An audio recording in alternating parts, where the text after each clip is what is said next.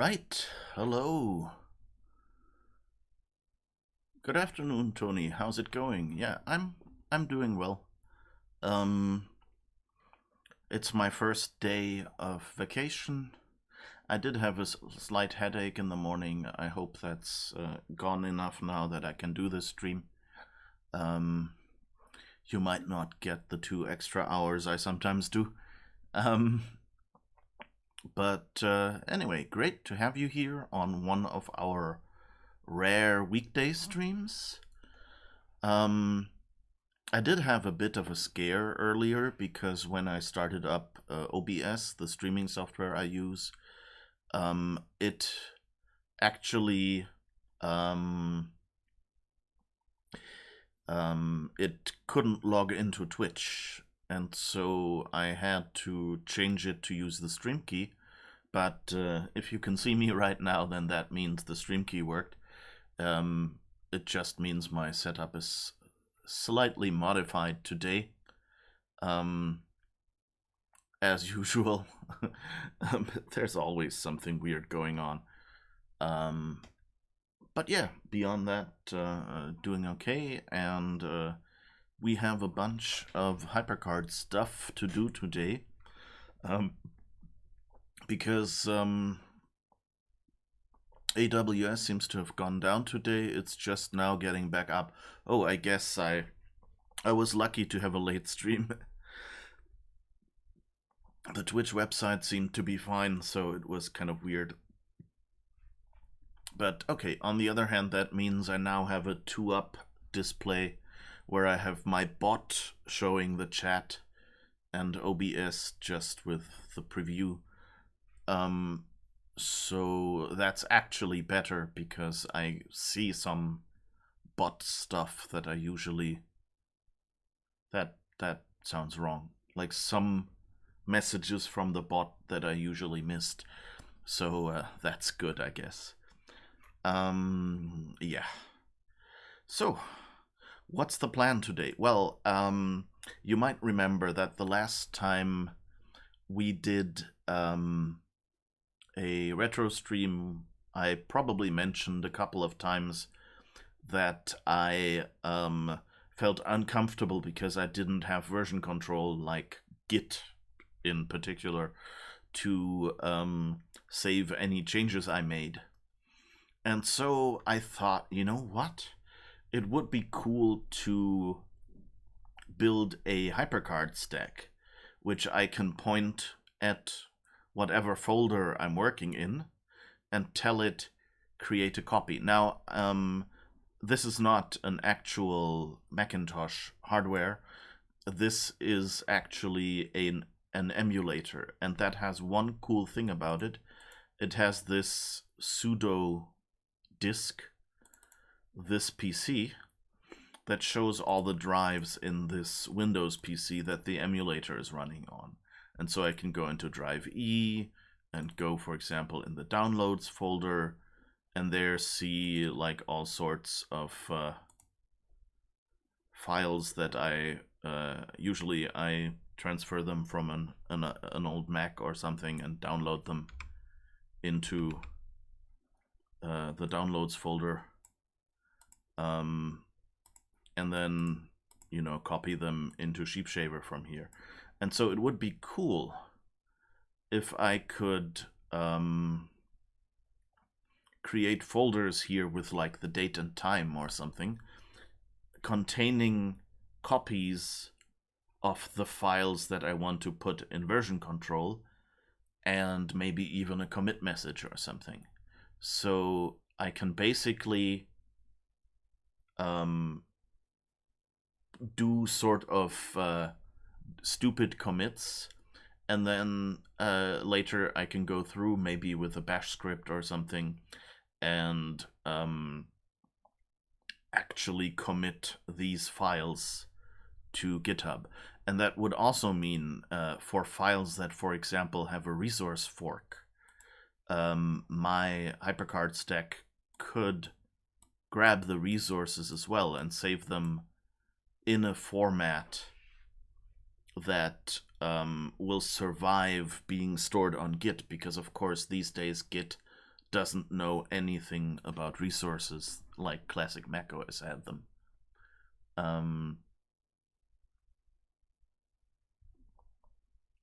So yeah.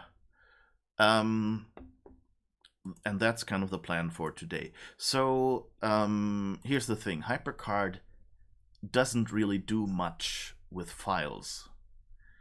Like you can read and write text files if you know their path, or if you ask the user, pick a text file, you can read from that, you can get the path that way. Or, if the text file is next to your stack or in a standard system location, then HyperCard can read a text file or write it out.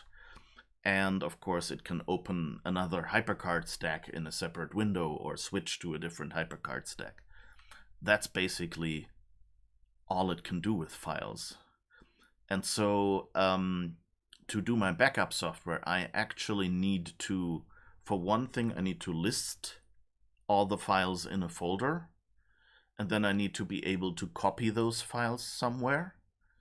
And, one more thing that HyperCard can do with files is it can open a file. Like it can tell basically Finder, open this file and open it with this or that application, or even just open this or that application. So that thing works as well. So that means if you want to do things like list files in a folder or copy a file from one drive to the other, which is something we want to do for our version control preparation thing here, then you need native code plugins. And so what you usually do is, okay, some USB device is unhappy. One day I'll have to figure out what that is. Sorry about that ding dang dung. Did I put that here? No. It's probably here. Anyway, so and lots of people wrote native code plugins using, standard programming languages like C, C++, things like that, Pascal. And everybody basically had a bunch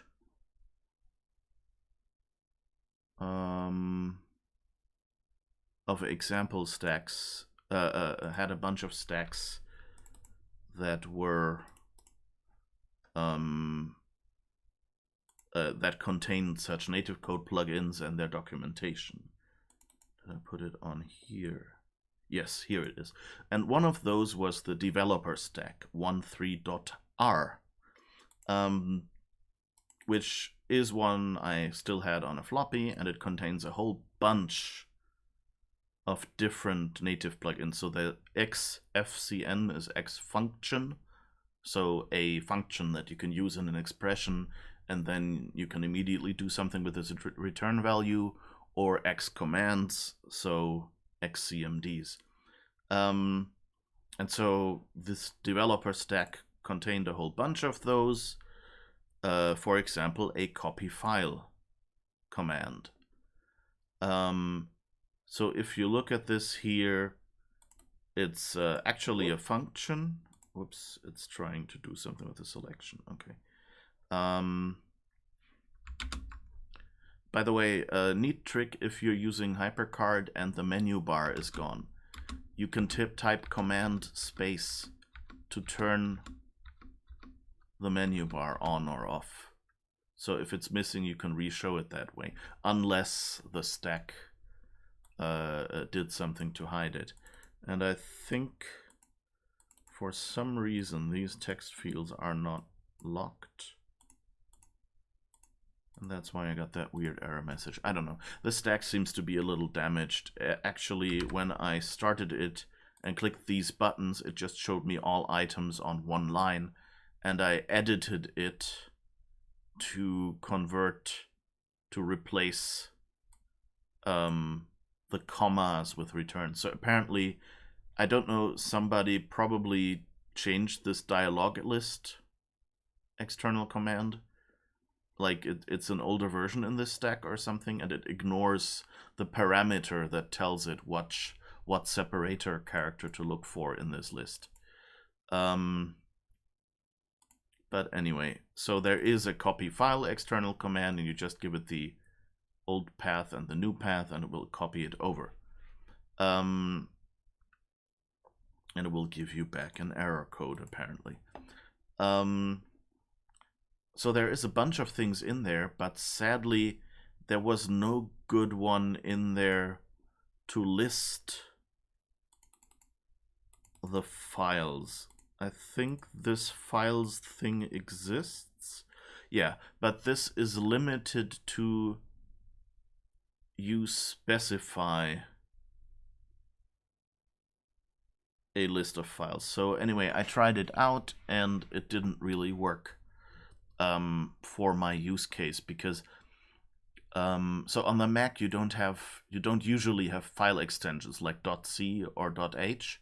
The Mac completely ignores it, and instead you have a hidden 4-character code that describes the type, like uppercase text is a text file. You can see those, for example, with resedit.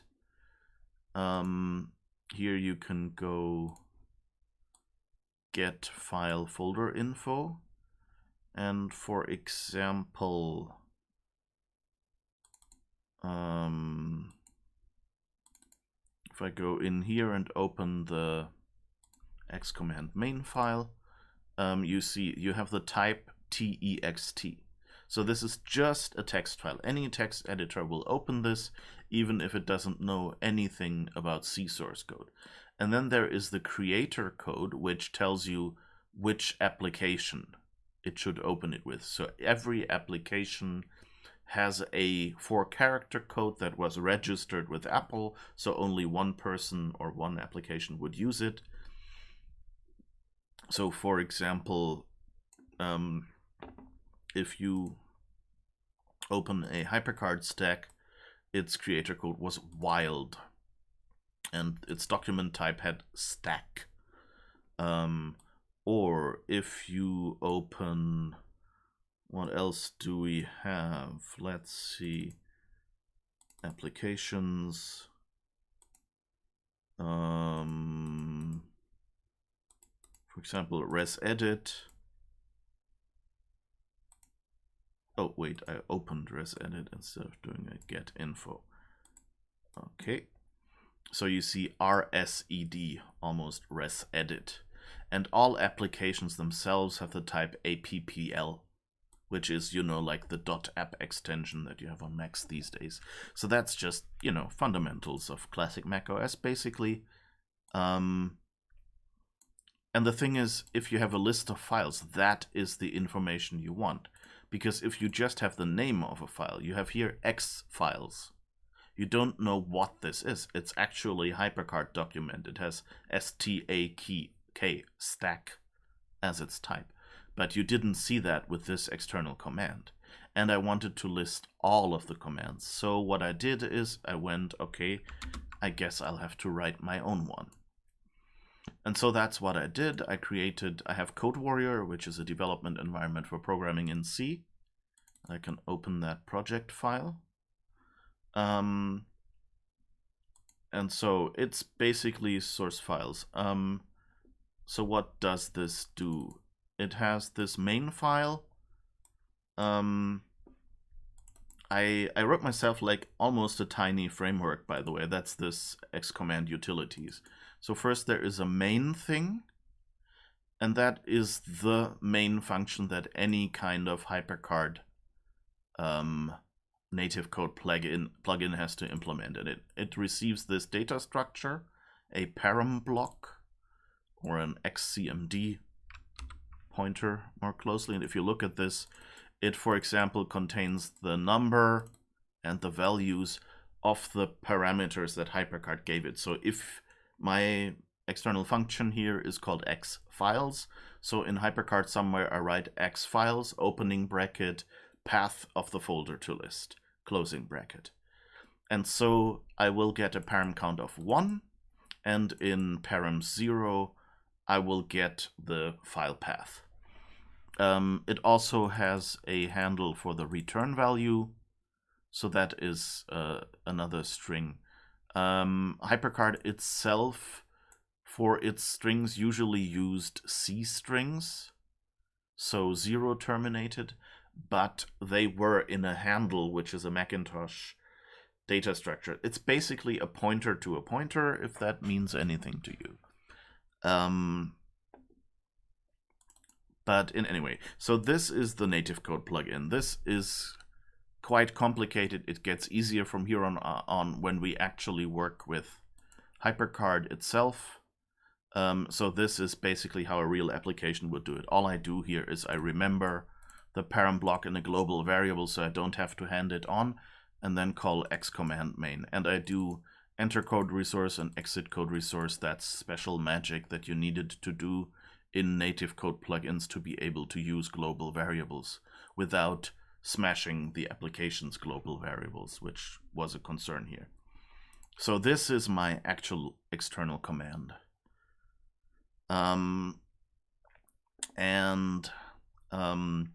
So what does that do? Basically, well, it wants to list files. So first it gets the first parameter. This again is a little get int x parameter one. Is just like int stands for indexed. That's usually what they wrote for, because I want parameter 1, so the index is 1.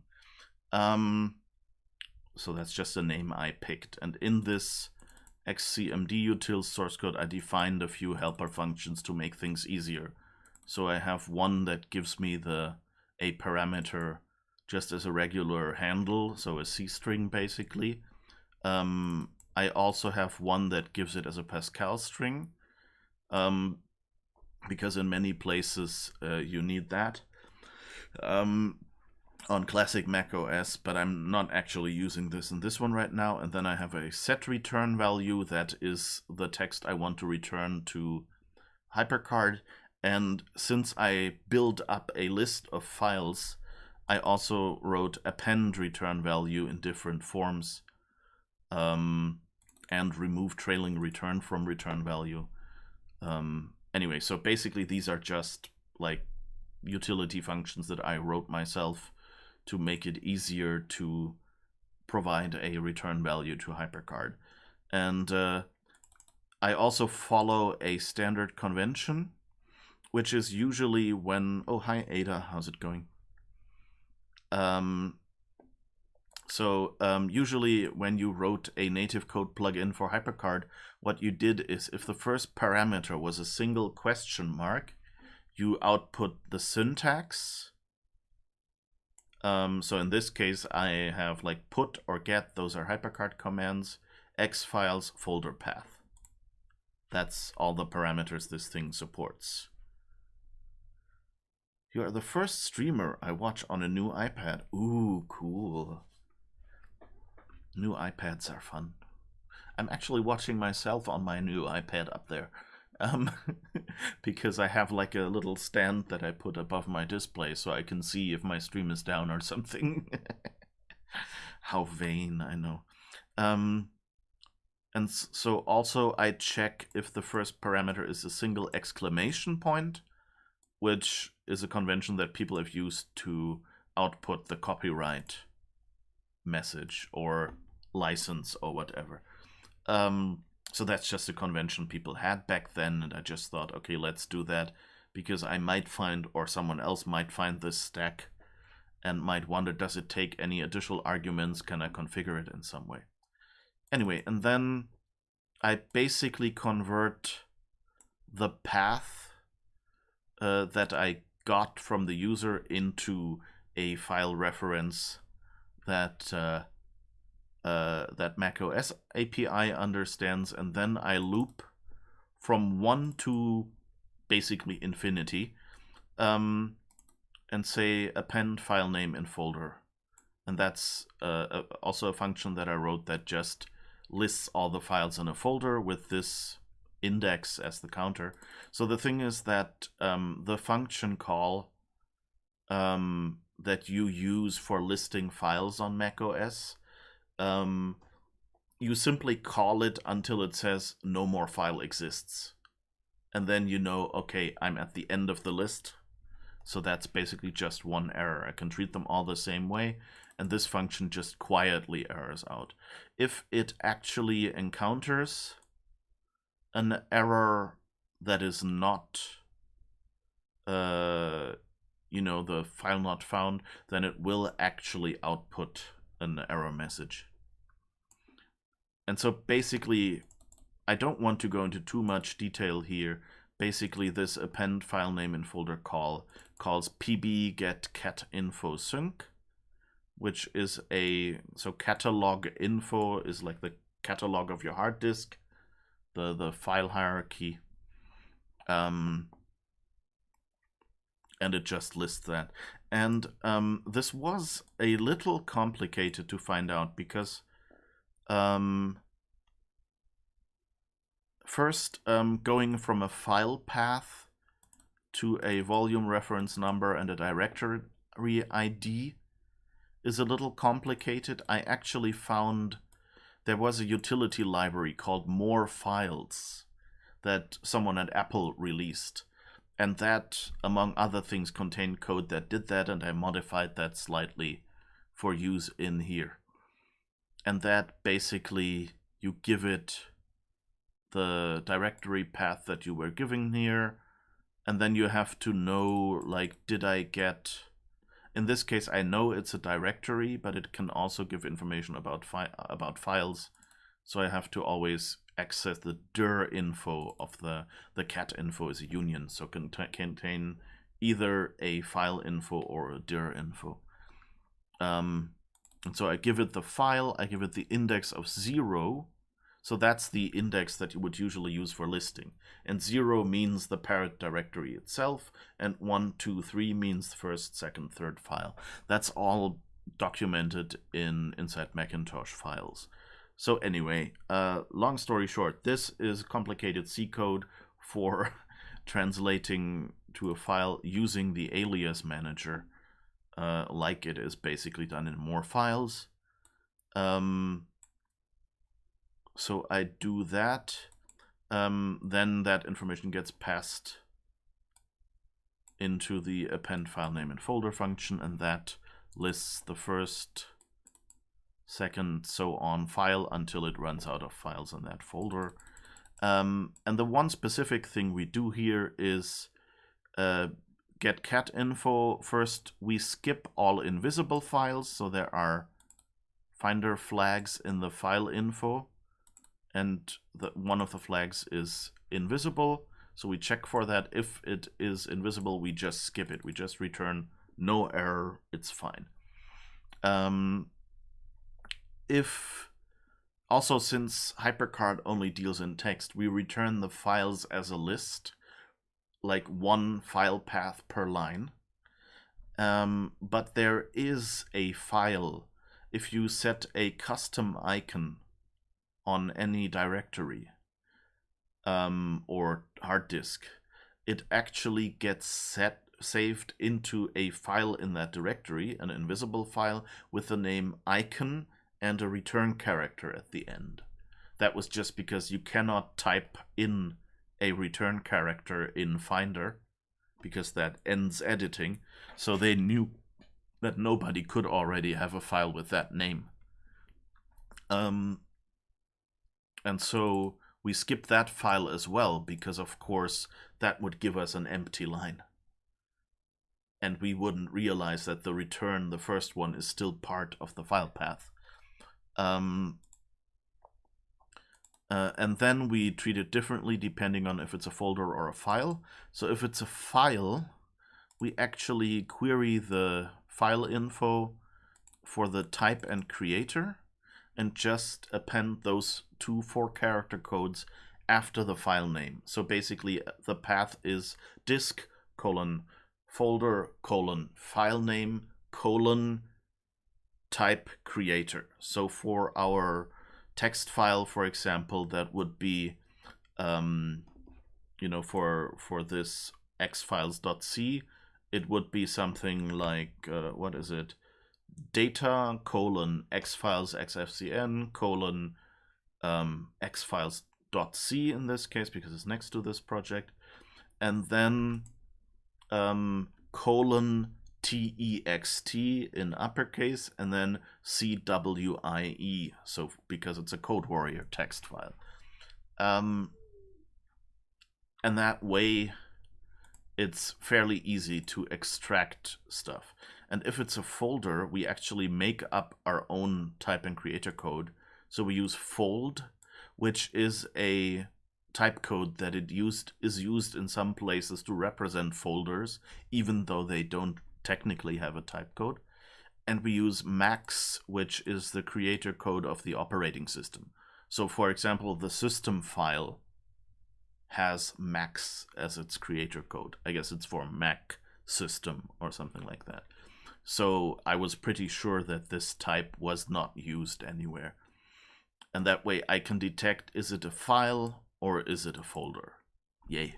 So that's all this external command basically does, and it writes out, like it appends all of this. Like it first appends the directory path, then a colon if the directory path didn't already end in a colon, and then the file name that it was given from pbget-cat-info.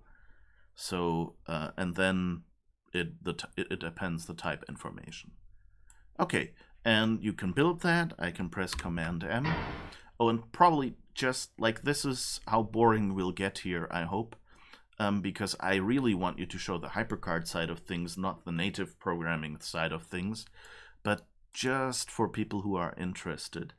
There are a few things you need to set up here that are special. One thing that I did is I created a HyperCard Stack here to test this native code plugin in.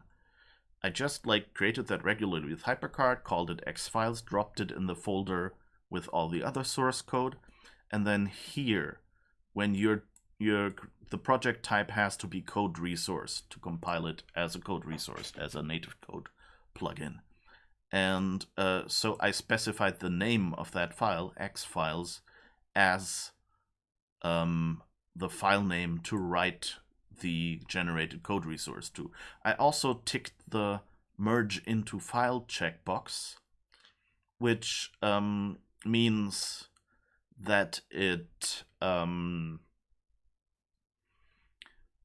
does not recreate that file and completely empty it, because then, everything that makes it a HyperCard stack would have gone away.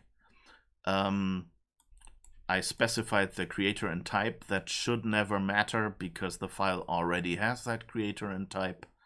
The resource is a function, the way we are going to use it, so it's an xfcn.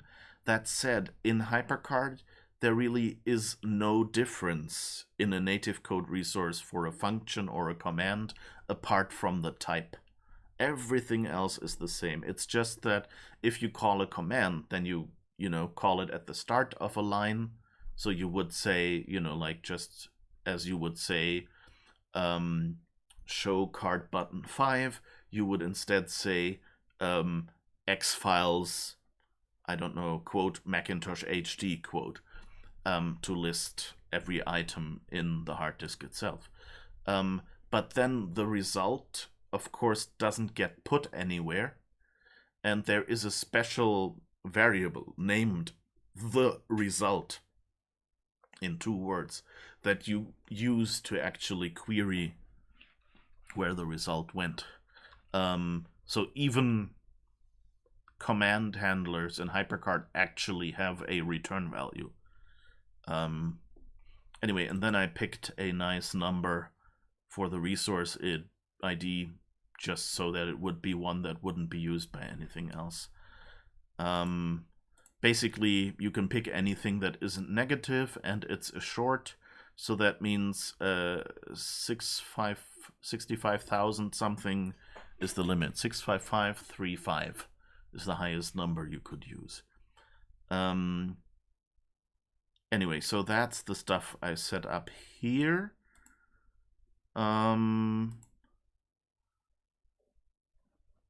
here, basically all the C compiler settings you can basically set by preference.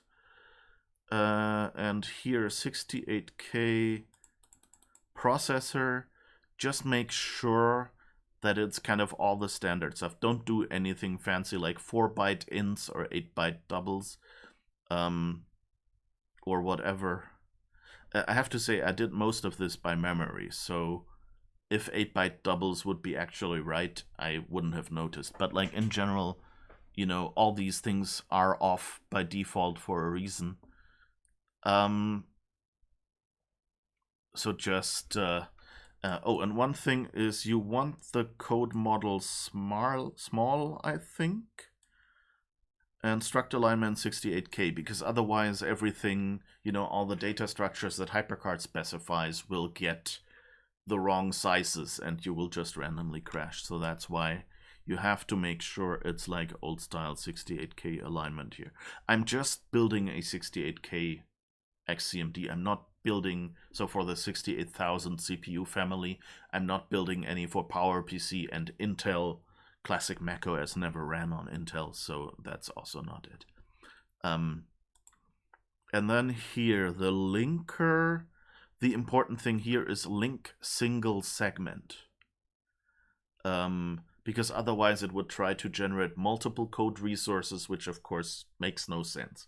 That's useful for an application where you have a loader that will load the other segments in from the other code resources.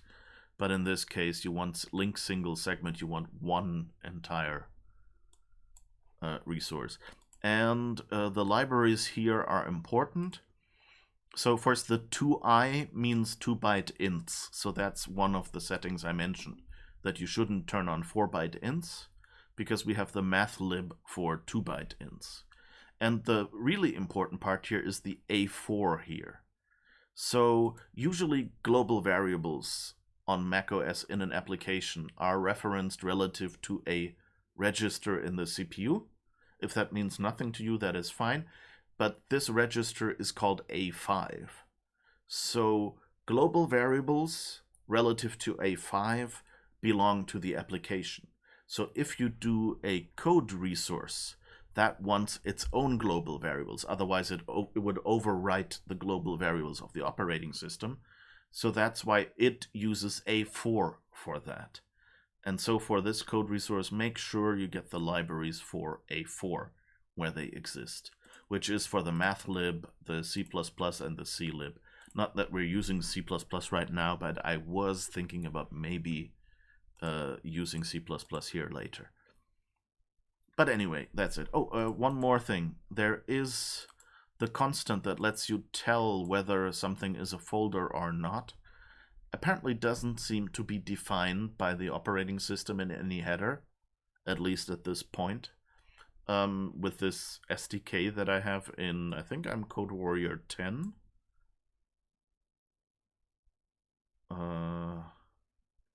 It might not actually say it. I don't know.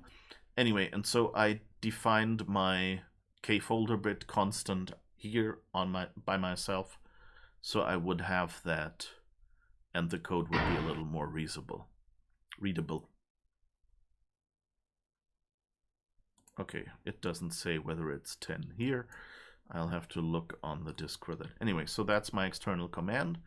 And when I build this, it puts it into this stack.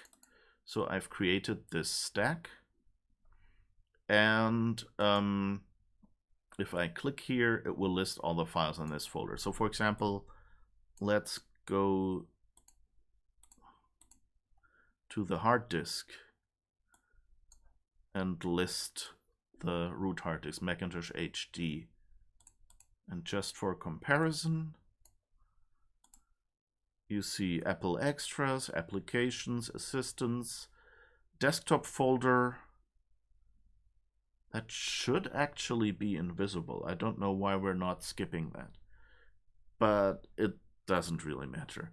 Documents is there, installer logs is there, internet is there, late breaking news is here, that's an alias, and picture 1 is here. So it actually successfully listed everything. Oh, and system folder is here. Temporary items, again, that should be invisible. I think something in my invisible check is broken, but I don't really care at this point. Utilities is there. Web pages is there. Yeah. Okay, so we have all these 13. So you see it only has 11 items here. We're showing 13. Anyway, yeah, so you might wonder, how did I do this? Why is there a list with icons here? Like, HyperCard really, if you've ever used it, it really only does text. So I've been a little bit mean and already did a few things in this stack. So for one thing, I created my own font typeface, which I called file icons, and it is of size 12. And what I did is the A is a document, B is a folder, C is an application, and D is a little X that I used in debugging to show like if there was an error. They're all 19 pixels wide, these characters, which is, you know, just 2 pixels wider. Yeah, basically, well, actually it's 3 pixels wider. I don't know why it says 19. 3 pixels wider than these 16 pixel icons. I just copied those from the black and white versions from the system. And the space, I made 8 pixels wide, just to have a consistent space as well. Every other character is 0 width, so we don't really have one for that. Then I have an icon which looks like an old style System 7, System 6 Resize box. You see the Resize boxes here in macOS 9 actually look different, but it's not really easy to make something that looks like this in black and white. So I just went, okay, let's use the old style. And of course it contains my X-Files external function. All right. So, and so that means all I do is basically I write the name of the file into this field and write an A and a space or a B and a space, depending on the file type, into this list to get an icon. It's a hack, but it works. Thank you, bitmap fonts. And then, of course, set the font of the first 2 characters to my icons font. So I think, is that actually... My cursor has disappeared. Interesting. I think my font is not actually listed in the font menu. That's interesting. I think it should be list icons, so nope. I don't know why it's not listed. Maybe I have to, maybe the font menu, let's try reset menu bar.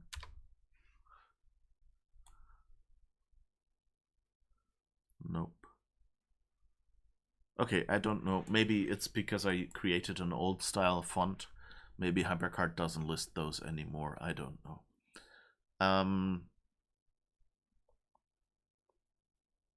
But anyway, yeah, so that's what this thing does.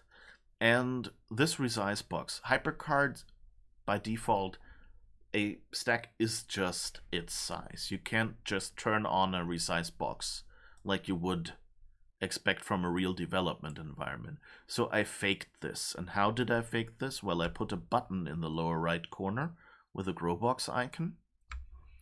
And basically that tracks the mouse. So on mouse down, it remembers the mouse position. It remembers the original rectangle of the card. It remembers the position of the window. Because in HyperCard, if you change the width or height of any object, it gets resized based on its middle, its center. But if you resize a window, of course, the resize box is on the lower right, so you don't want the upper right to be moving as well. So that's why I changed the size by how much you've dragged, and then kind of move the window back to its old position, so it looks like I've resized it from the upper left. And then I do repeat while the mouse is down. I lock the screen at the start and unlock it at the end, so that means HyperCard will not draw anything or resize any windows until I call unlock screen. And so then I just calculate how far from the start position in the horizontal and vertical direction did the mouse move, and then add that to the window. And once I've resized the window, what I also do is I resize all the objects on the card. So you have to do all of this manually. There is no pin to right, pin to left in original HyperCard. Like some of the HyperCard clones have features built in for that. So I, keep this button centered. I keep this text field the full width, this one as well, and this one I keep the full height with a little bit of space so the scroll bar doesn't end up under the resize button. And now one detail you might notice is vertically it's pretty smooth, but horizontally it jumps. That's because HyperCard has an optimization. This is black and white. So that means you have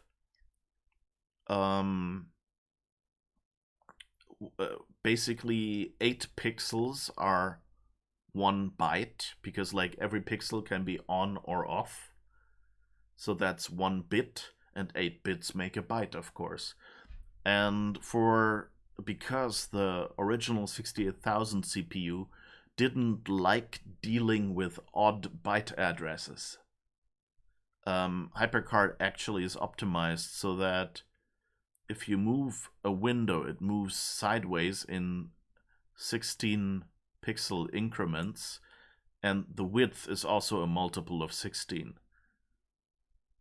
But, I just tell it, resize it to whatever the mouse was moved to, and HyperCard knocks it 16 pixels on a 16 pixel boundary to the left and the right. So that totally works. It's fine. But yeah, that means like that's not built in like in modern development environments. You had to do all that by hand. But I just got annoyed by having a fixed window size, because sometimes this list was longer and I wanted to see all of it in one go, or sometimes it was shorter and I wanted to put another window below it. So, you want to be able to resize. And I mean, you can tell that it's implemented different. First, the grow box is the wrong size, and then it live resizes. Whereas most windows back then did this gray outline thing when you resized, and then only when you actually released the mouse, it would actually make the window larger.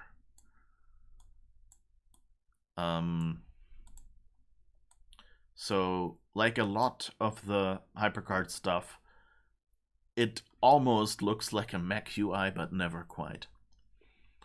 Anyway, I've talked for 3/4 of an hour now, just talking about the native code plugin and me listing files and things like that. But what I really want to do, of course, is I want to build a version control system. And I actually... yeah, that was my original stack. Okay, we don't really need this stack anymore, but we should probably make a copy of this stack and rename it cheap version control. All right, and now we need a test folder to work with.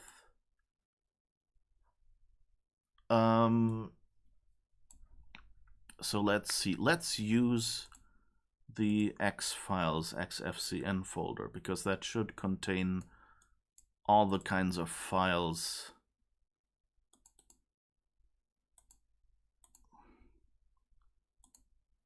that we want to list. So we see now it's a .h, .c. Oops, don't know what bumped there. So it lists all the files. That's nice. Now we need a way to create. Well, first we need a way to select a destination, I guess. So I guess we make a copy of this text field. And we have to move all of this down a little. I think that's, whoops.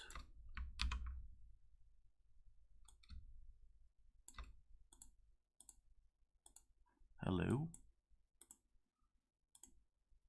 Ah, it's because this field is covered on both sides. Got it. All right. Let's make those overlap again. Okay, and now we'll call this file's destination path. We could use spaces here, but I'm too lazy to type the extra letter. All right, and we don't need to simulate a click in the file listing. Oh, and actually the destination path should probably be just reading order wise below the source path. Okay, so if we click that, and now we go into this PC, E drive downloads. That sounds like a good folder. All right, and now we need to make a button that we call commit, for instance. One neat trick here, by the way, is if you want a button to maintain its standard height, you can hold the shift key while resizing and it will pop to like a good size. That's good for like the buttons of the standard or default styles, or for the pop-up button. Although I think the pop-up button actually never gets taller, does it? Oh no, it does. But here, if I hold shift, it automatically, or if I press shift once actually, it turns into a pop-up menu. Anyway, we want the exotic HyperCard variant, so we'll use the round rect look. Okay. Now we have a commit button. Oh, one detail I didn't show you. How does this test X files XFCN button actually work? So, card field 2, we can actually name this card field path, so it's more self-explanatory.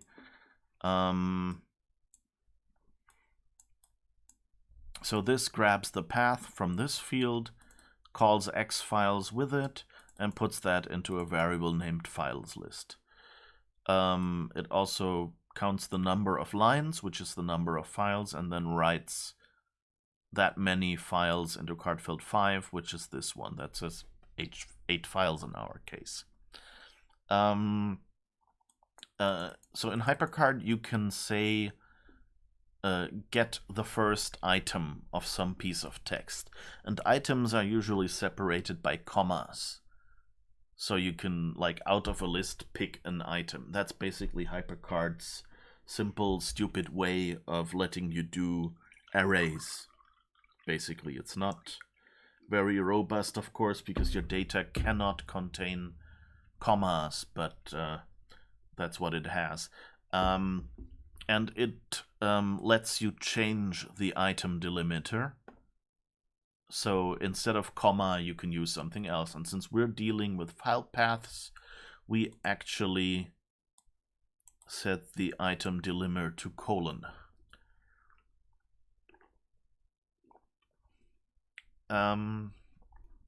Yeah. And this is where I hit an interesting surprise. So the destination folder, so this PC folder, is on Windows. Windows doesn't have type and creator codes. So that means all of these type and creator codes come out as, well, 0 character actually. But since HyperCard uses the 0 character to indicate the end of a string, I wrote a little bit of code in X files to replace any 0 characters with spaces. And that in turn means my last item in this path, that should be something like, fold max for a folder, or text CWIE for a CodeWarrior text file, that ended up being 8 spaces. Now, if you say, give me the last item of a piece of text, and that last item is just spaces, HyperCard goes, if a human looks at a list and there is a comma at the end, then a human would still say, that list has 3 items and a comma at the end. It wouldn't say it has 4 items and the 4th item is empty. That's something that kind of humans don't think that way, but computers do. And since I spent my days being a programmer, I think more like computers.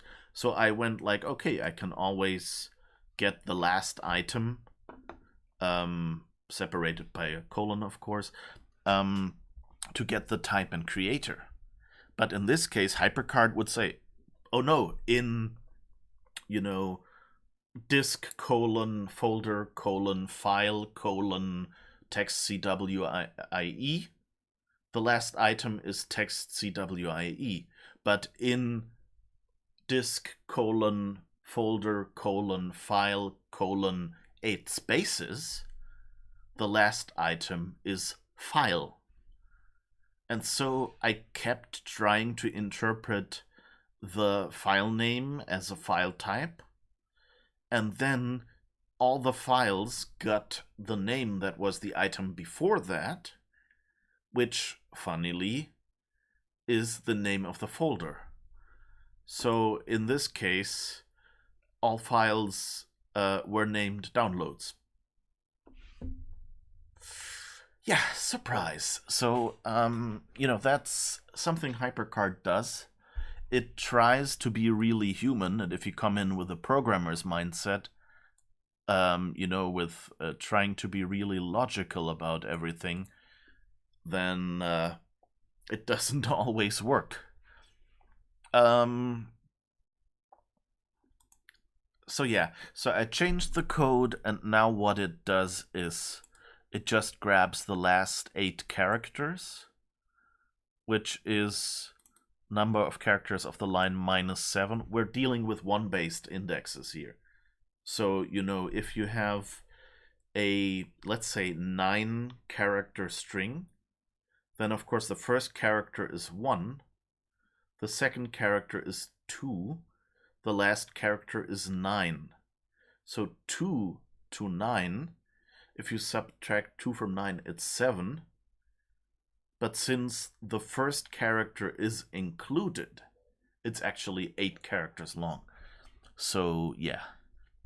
I remember you wrote about this HyperCard last item feature on Twitter on the weekend. Yeah.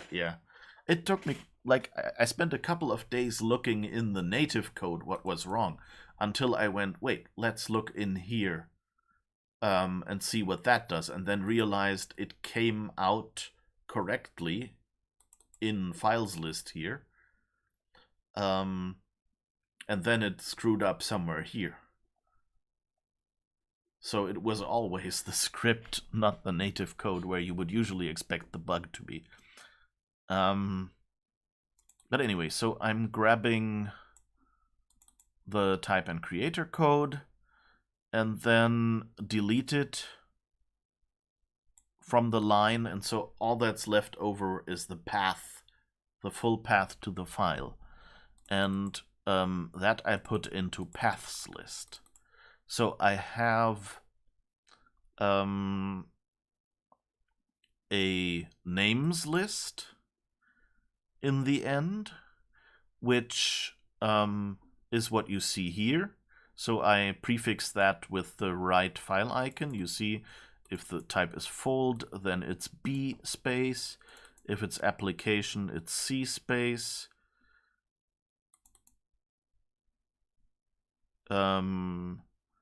That's actually a special case for Finder, which is an application with the type FNDR, like Finder.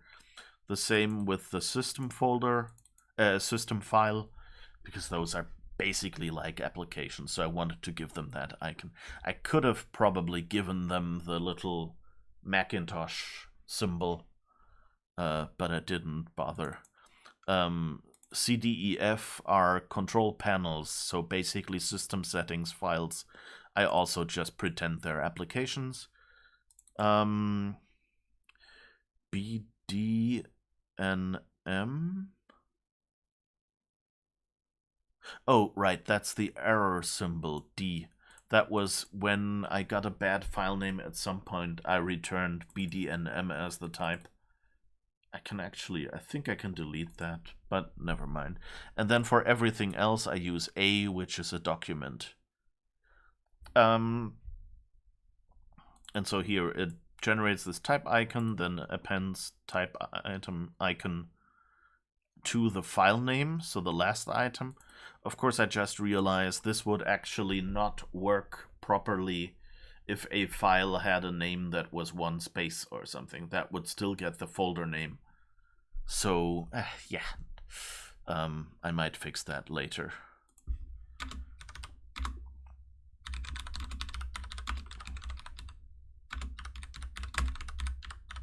Let's leave a note, I guess. And then I just have 3 different fields, one with the names, one with the paths, and one with the types. And since they're all on the same lines, that means I basically have a data structure, you could say. And those are, like, the names field is what you see here, and then I have a bunch of hidden text fields that are just somewhere on the card where you can't see them, that contain the type. So that, you know, if someone clicks one of those, for instance, I actually know what type it is. So for example, in this text field, I've actually put word 2 of the selected line of me into line number. So the selected line is always something like line 2 of card field ID, of card field list, or something like that. So I skip the word line and get the 2 out of this.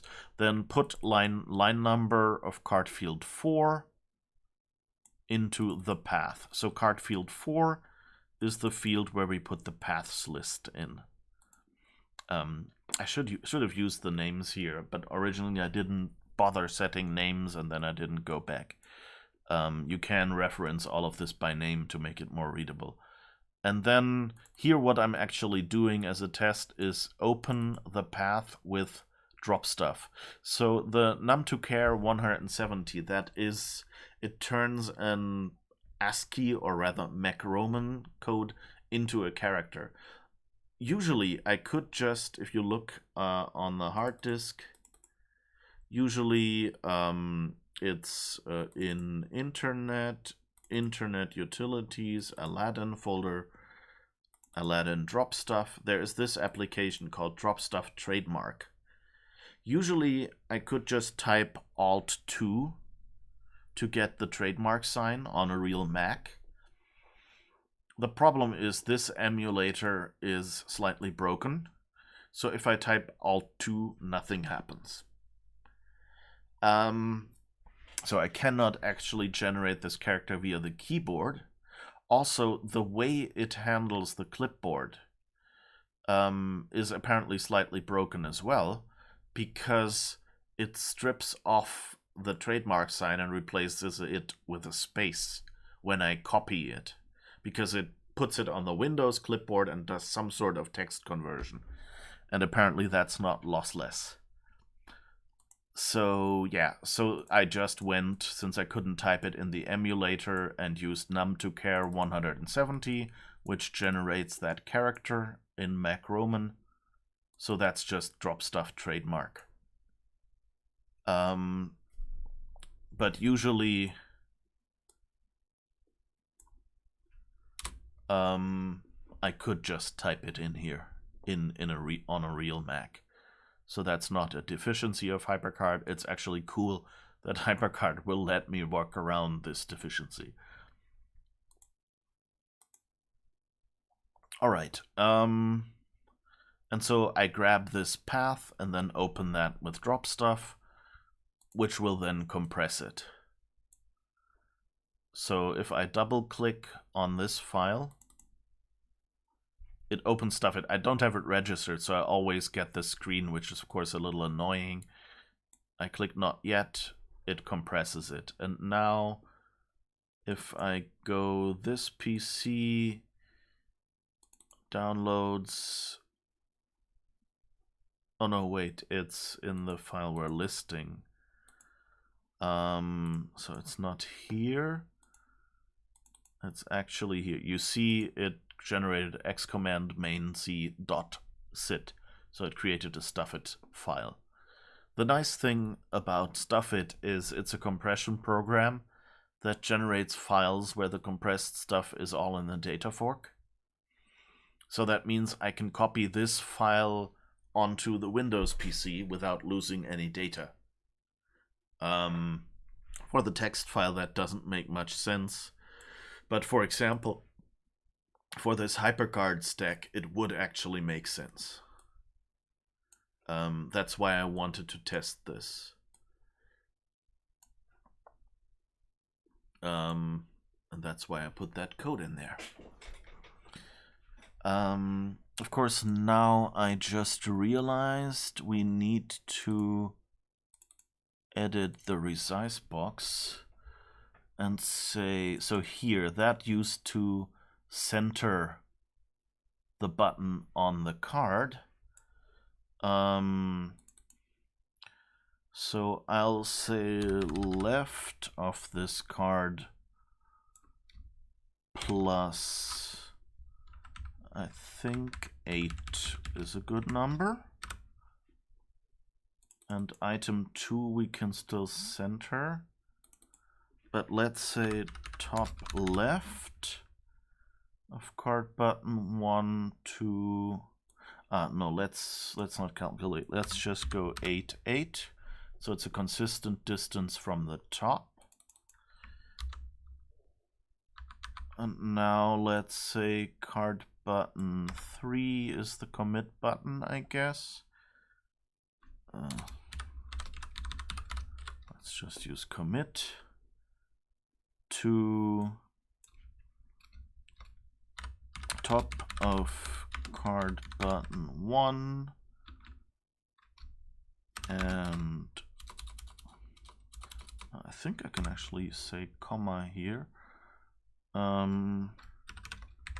Let's see, right of card button 1 plus 8. I hope that doesn't mean card button 9. And now, nope, that didn't work. So something, oh, and the second text field is not accounted for either.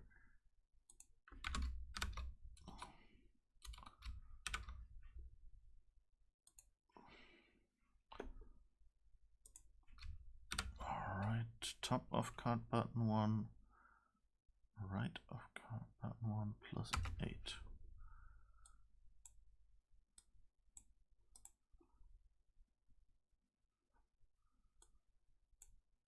Is that here? Oh, I know now. Of course, I'm an idiot. It's left top, of course. Just because it's top left.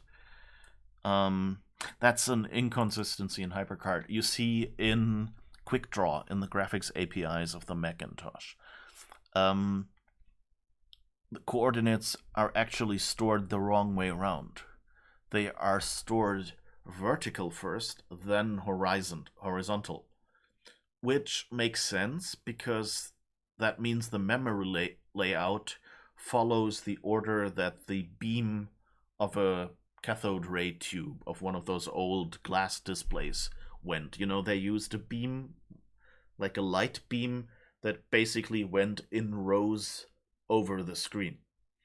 And so if you laid out the memory so that the top row of pixels was next to each other, and then after them was the second row and the third row, then it, completely, it meant that going from one pixel to the next in memory was just going forward by 1 pixel.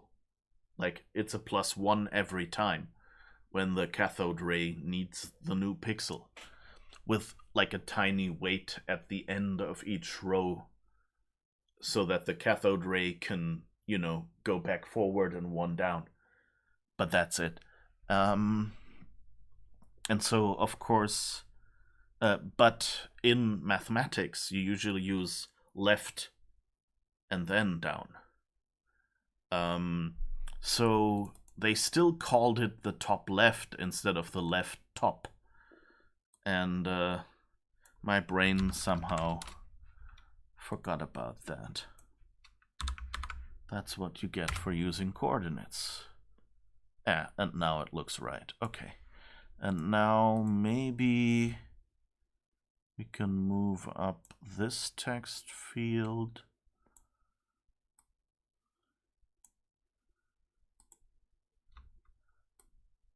All right. Yeah. Oh, I just keep the position fields are in. I don't position those relative to each other. So I have to move all fields up. Okay. And now we have, what was this field called? Destination path. We need to cover that one as well. So let's see. That area resizes the card. Wait, that one window. And now path. Yeah. So what I do there is set the width of the field to the width of this card +2. +2 because I want the left and right border of the text field tucked under the edge of the window. I don't want them like here where there's an extra black line. I want it to just have the single line of the window border. So destination path.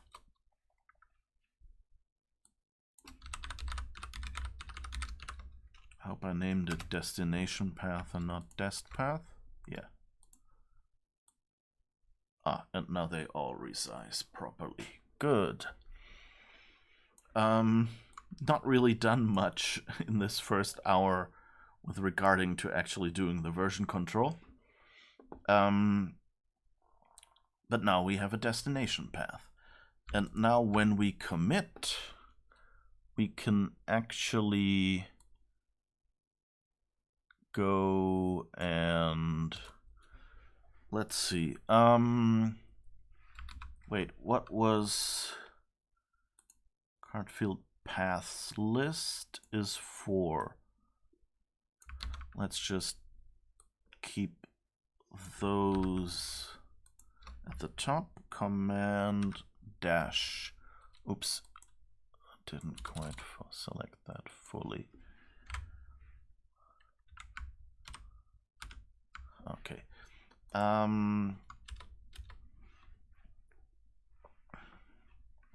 So what are we gonna do now? We're gonna, that's slight speed up tip.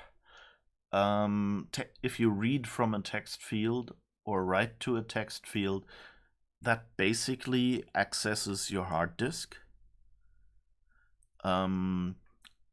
So it's usually faster to put it into a variable, also faster to type. So put paths list, put card field 4 into paths list, put card field 3 into types list, put number of lines of paths list into n files, repeat with x equals 1 to n files. I hope the keyboard clacking is not too loud for you.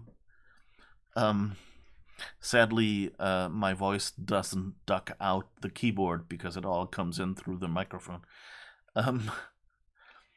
Alright, so now put the path... I always do it the wrong way around. Put line x of paths list into the path. Put line x of types list into the type.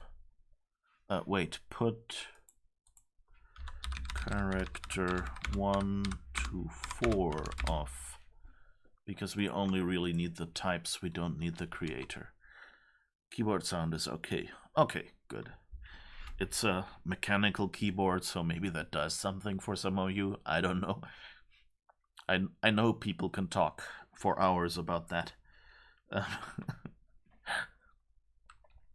Alright. Alright, and now we do if the type equals stack, or the type equals apple, or the type equals RSRC.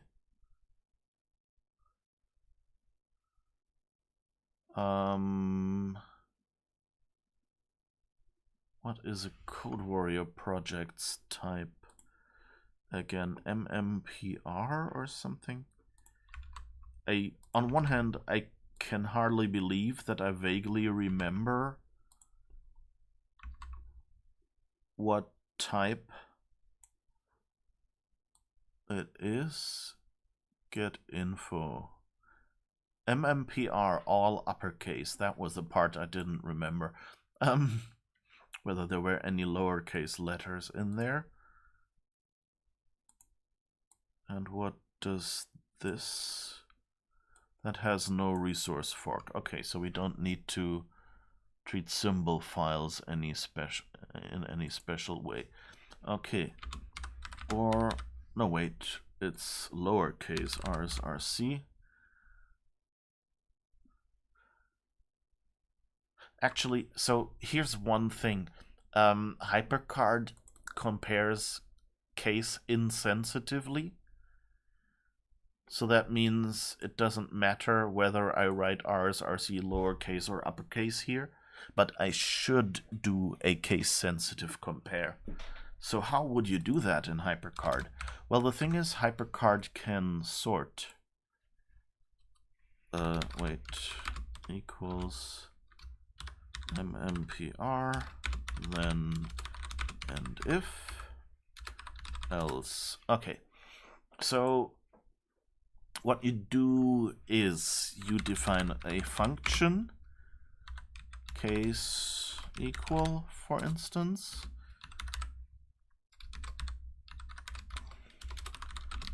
and case equal, and now you say return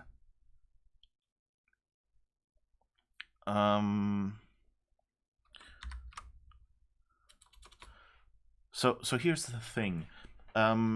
for sorting, you can compare strings using less than or greater than, and that is case sensitive.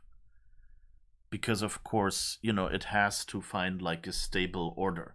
And so I think it goes like uppercase first, lowercase second, but it groups them. So like in ASCII, if you have a stupid program, it will just compare the ASCII numbers. And the problem is ASCII has all uppercase letters first, all lowercase letters second. So that means you get two lists from A to Z, one with all uppercase letters, one with all lowercase letters. Whereas HyperCard does a sort like a human would do it. So that means, like it's uppercase A goes before lowercase a, goes before uppercase B, goes for lowercase b. So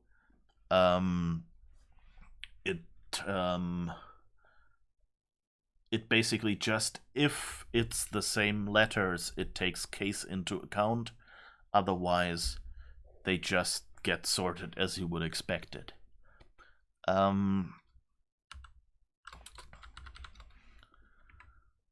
All right, let's see. So now I have to get the expression right in my head. So basically it is if str A less than str B, then return false. If str A greater than str B, then return false, else return true. That's basically what you do here. And now we can rewrite all of these as if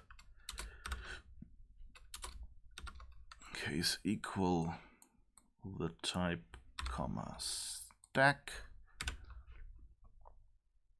or case equal, I should probably get all of these.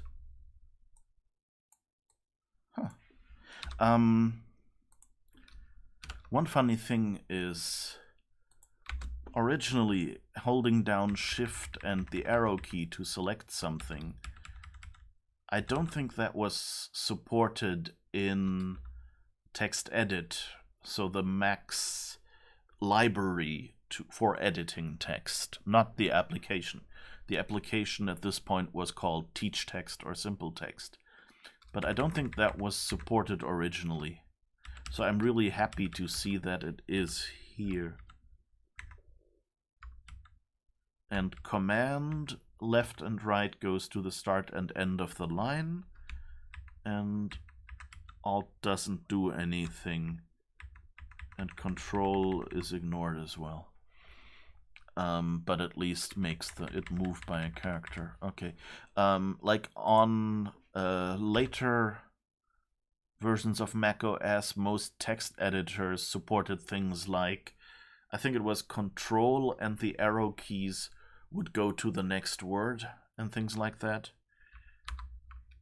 But I'm already happy that HyperCard just does the type selection thing.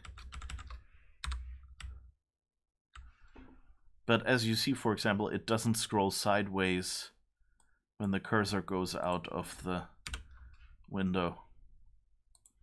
And here, so in HyperCard, a command is on one line. If you want to break it up over multiple lines, you hold down the Alt key and return. Well, you would, but of course the emulator doesn't do that again. Let's see, does this work? No. Yeah, it, no, wait, it has to be, oh, no.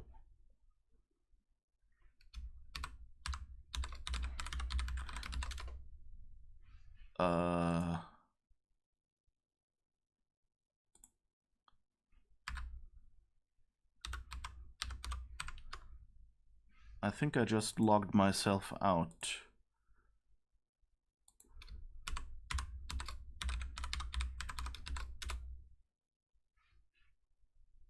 Oh god. Give me a moment. I hope you're still there. It looks like it from the stream though. Because I basically I hit Windows L, which causes you to log out.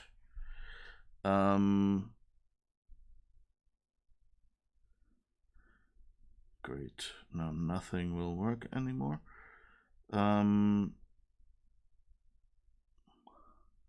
Yeah, but it looks like I'm still there. That's good. Because now I have to log back in with my Microsoft account, apparently. This is great. Riveting content for you. And if anyone can hear well, you can probably figure out what I'm typing.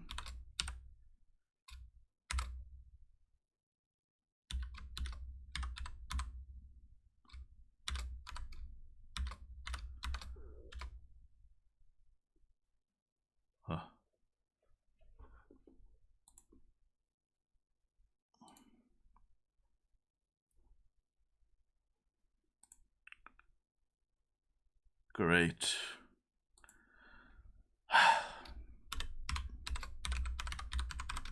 Windows is the gift that keeps on giving. Yeah, I just did that.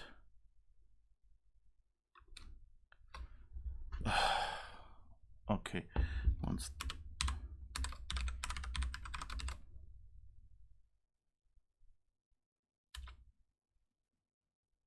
It's interesting. I might have to restart my computer or something.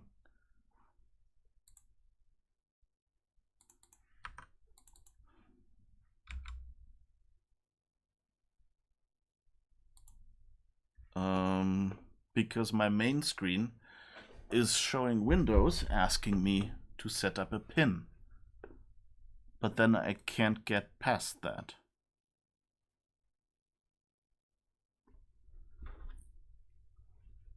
Can I use something else?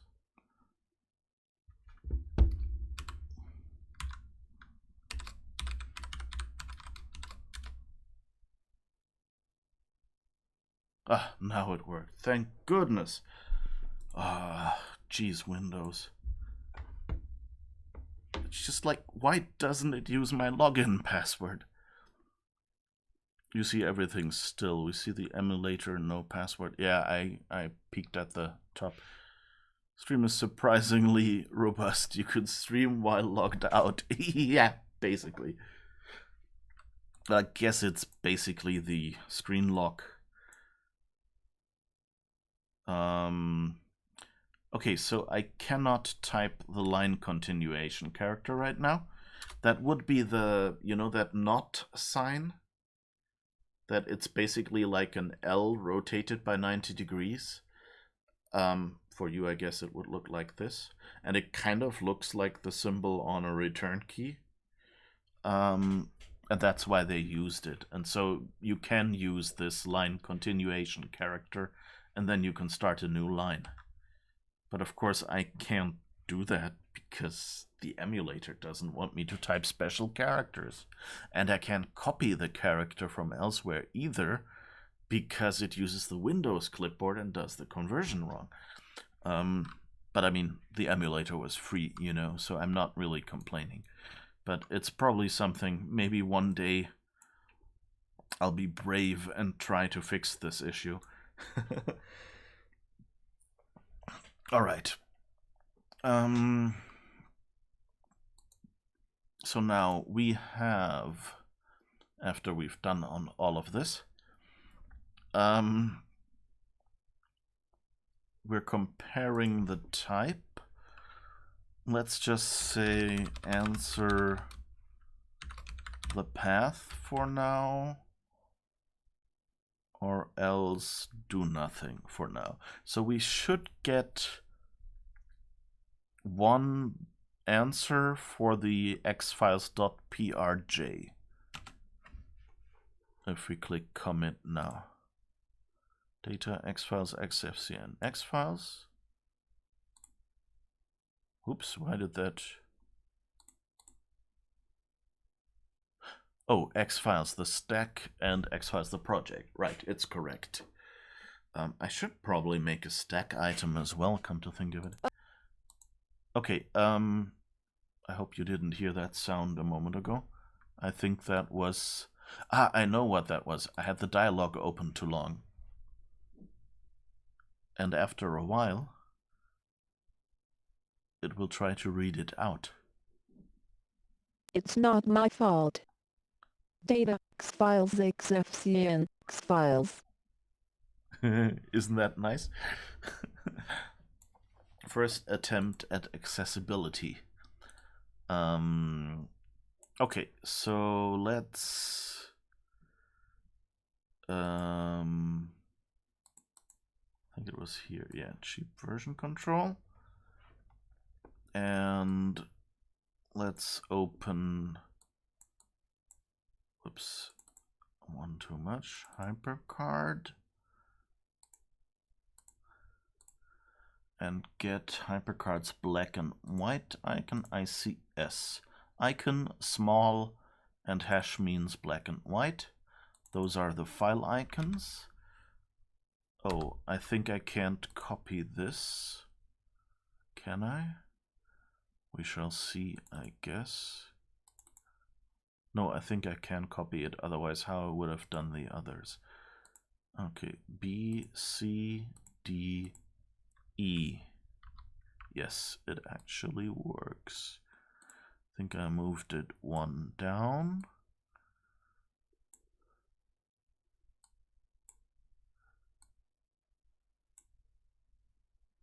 All right.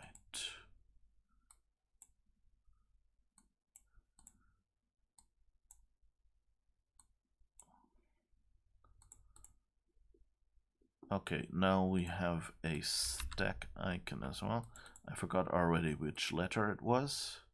A, B, C, D, E is the stack. All right.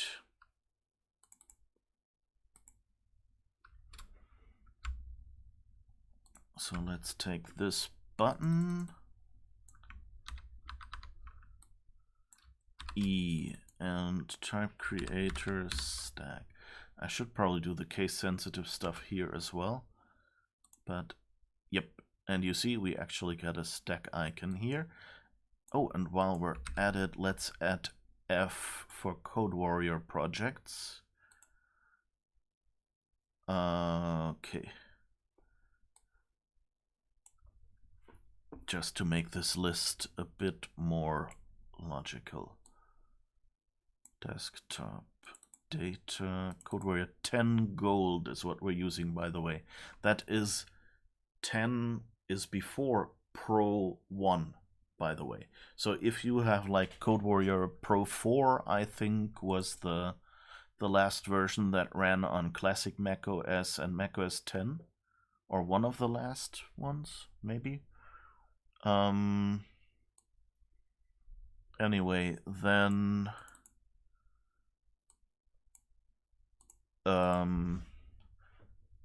this version is older.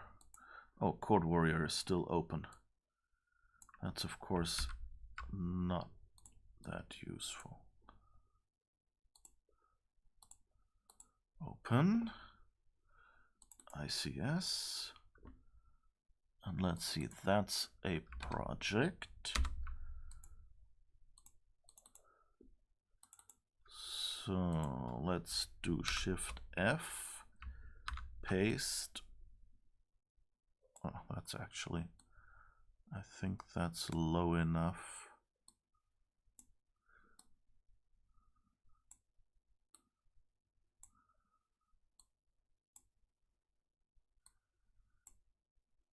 Okay. We might actually check resource files as well. Oh, and they actually have an old style application icon. I think I'll steal that as well. because that looks nicer than the new application icon.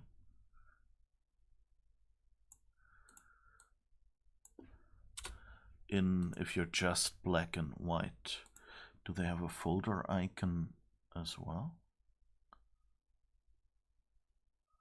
Sadly, does not look like it.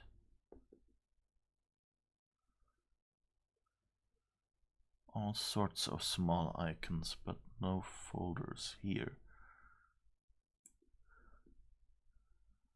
And I guess we could use a CodeWarrior text file as well.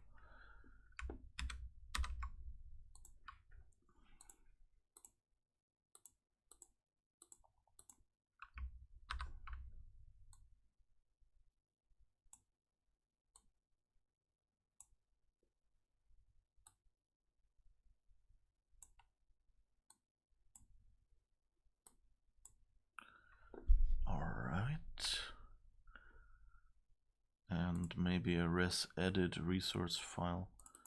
Let's see, is there really no folder icon? I thought, oh no, the groups don't have an icon in this version, I guess. And here, no, nothing either.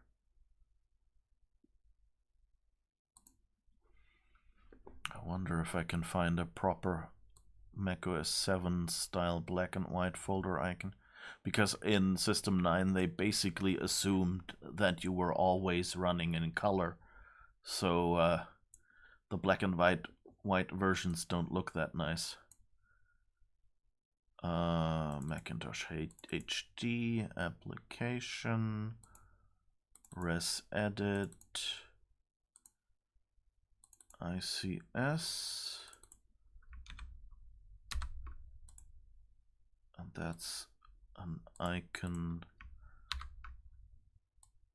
for a resource file. Okay. So of course, you know, like if you were writing a real Macintosh application and not faking this with a font, you would just ask the system to look up which application an icon belongs to and then look up the icon for that file. But the problem with that is that icons like looking up icons is actually a whole bunch of code in classic macOS. It's not like in macOS 10 where you can just get image for file and it will do all the work for you. They basically added that quite late. I'm trying to, let's see what, maybe Finder?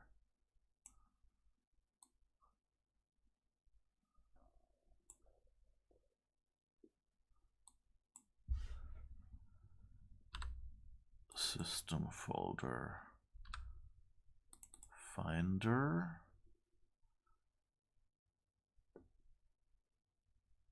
Does it have ICS? Is there any old style folders there? No, there's a trash.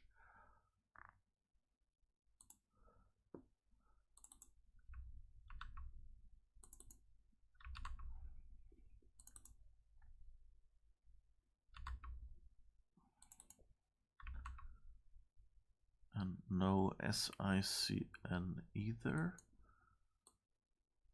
There's like, classic macOS had like 5 million icon types. It had icons for files. It had icons for use in the user interface. So like the, I guess I can take the time to demo some of them. So, for example,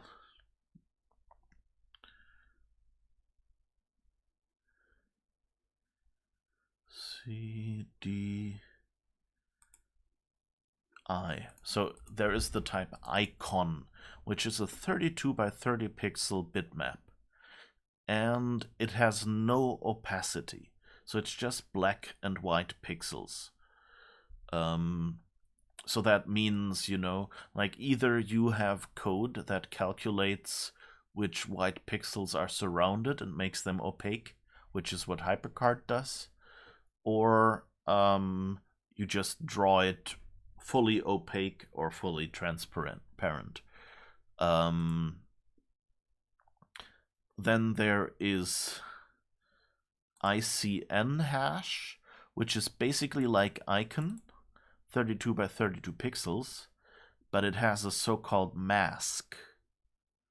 So if you look at this one, you actually have these black things here. Those are stored in the ICN hash resource as well. And those basically, all pixels that are black here are opaque, and everything outside is transparent. So that means these white areas are white pixels, and these white areas here are transparent. And for example, that is used to achieve this open look, for example. And then there are the ICS versions of these that are 16 by 16 pixels, and there are ICL, which stands for large, which is basically ICN colors. But it's only the colors, they share the mask of the ICN hash. But HyperCard can't display color icons, so it does that. And then there is the C icon, which is a color icon. And the funny thing about that is it basically has an arbitrary size. So often it's just a 32 by 32 pixel version. But in fact, you can go basically to any size, though Resedit has a limit. I think it goes like 64 by 64 pixels, and if you make it larger, then Resedit just says my editor can't edit this. And so basically you have 500,000 icon types, and have to pick whatever makes sense for you. Okay, let's see. Alright, I think this little Mac icon is actually this Finder icon.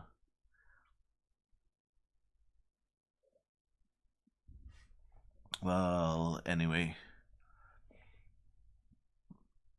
I really should get myself...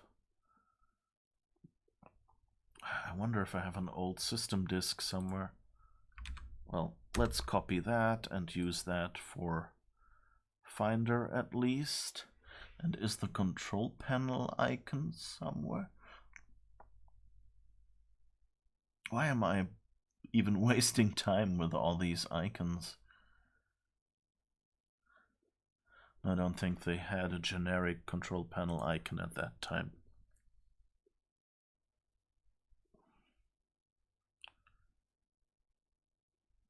Okay, what's going on here? Lots of people showing up in chat. Is this a raid that I haven't noticed? Hello? All you people coming in?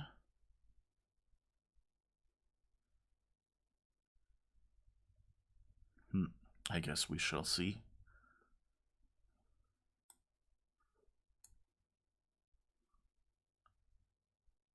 But welcome everyone. Okay, let's quickly add these icons to our custom font.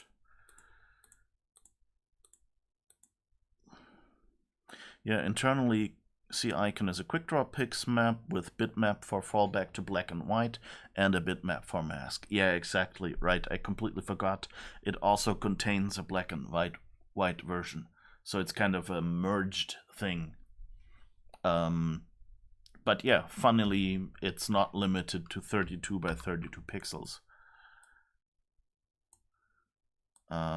So let's see. Okay. And what's that G? No, that's H. Well, I guess I should take notes. And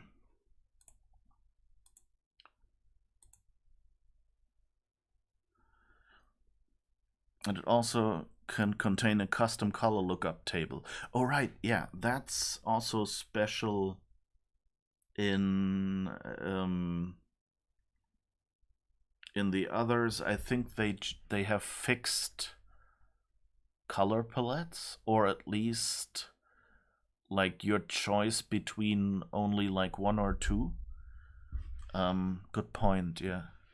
But anyway, it's kind of weird that they have all these variants of icons. Anyway, so let's see. So I should probably, I'm bringing up Notepad outside the emulator here.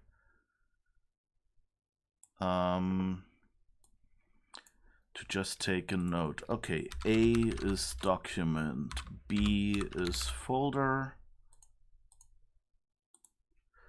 C is app, D is, it doesn't matter, E is stack, F is project, G is code warrior text, so source code, H is resource, and I is finder and stuff. Okay, quit this, go back into this, and now, okay, stack is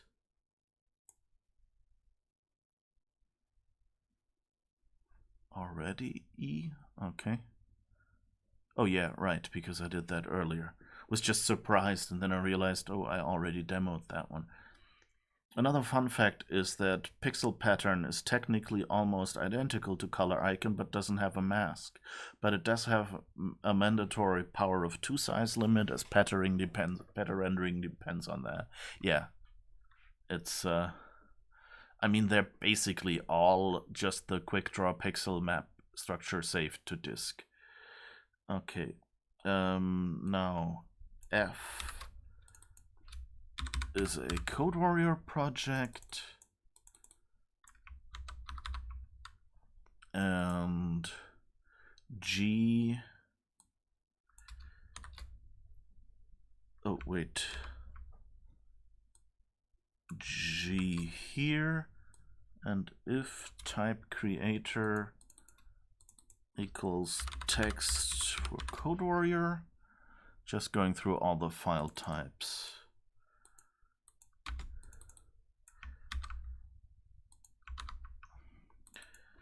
And for resource files, I'm just checking for the type because there is actually a third-party resource editor called Resourcerer, and of course we want to display that as well. And the system file actually, instead of an application, now gets I and the finder as well. And I guess the control panel we leave. Okay. And now if we test this again, yes, we get much more similar icons now to what they actually are. If you compare this, okay. So our source files and our stacks and our project have separate icons. Okay, and now we actually want to do the file copying. So the first thing that we want to do is actually we open the developer stack, and let's see, it has a copy file, and that's a function, old file, new file. Okay, so that means, okay, and let's see, does it have a create folder or something? That might be X commands. That might be a big problem, actually, if we don't have a...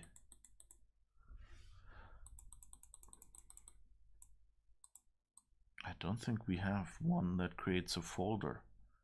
Huh. I might have to write another external command.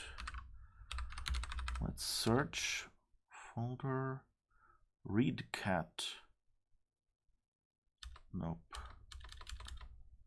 Path items. Last path item. That's actually... I now understand a little more why this last path item external command exists. Because it doesn't do the space thing. Also, of course, this stack with these native code plugins is a little older. So it still ran with HyperCard 1.0. And HyperCard 1.0 didn't let you change the item delimiter yet.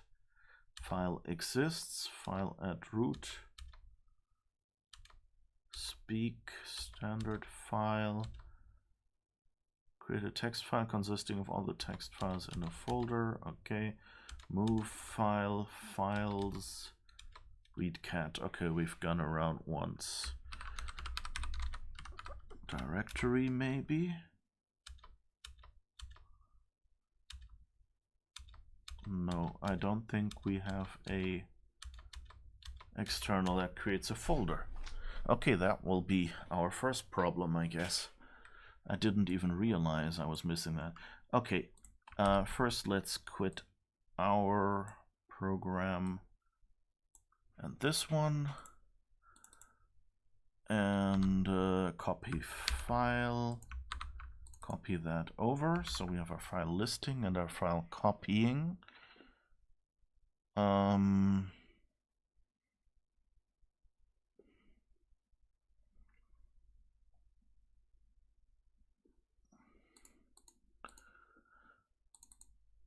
this one, just to make sure I didn't miss one. No, doesn't look like it. Okay, so I guess we're writing another external command. We can do that. Okay. First we need CodeWarrior, and I also need to find my inside Macintosh on window.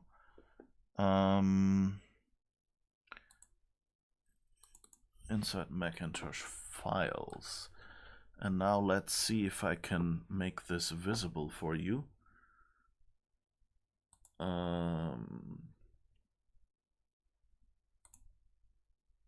Wait, let's put that on my base scene because we've needed that a couple of times. I'm going to disappear for a split second here and do a new window capture inside Mac. And now, okay.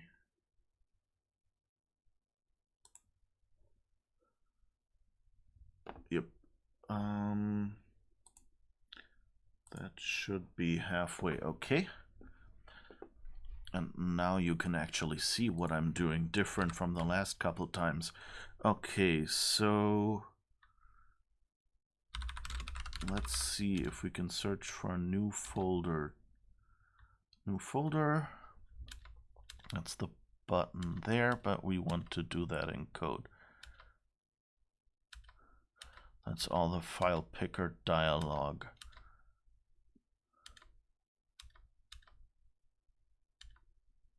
I think, yeah, we're wrapped around. Okay. Maybe it's create you can't see.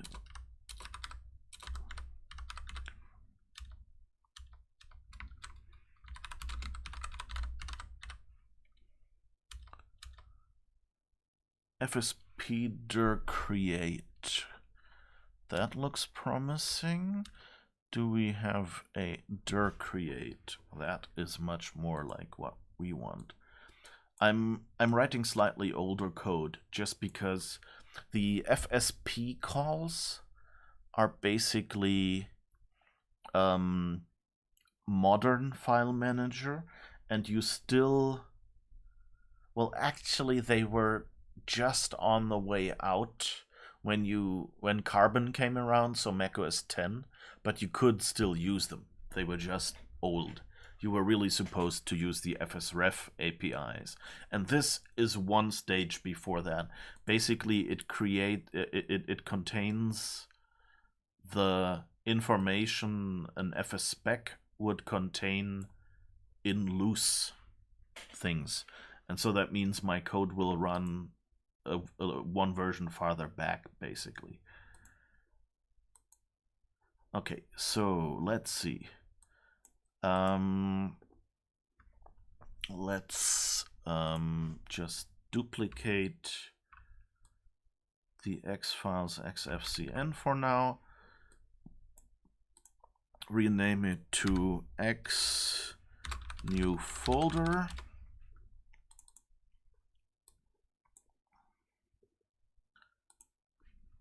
X new folder.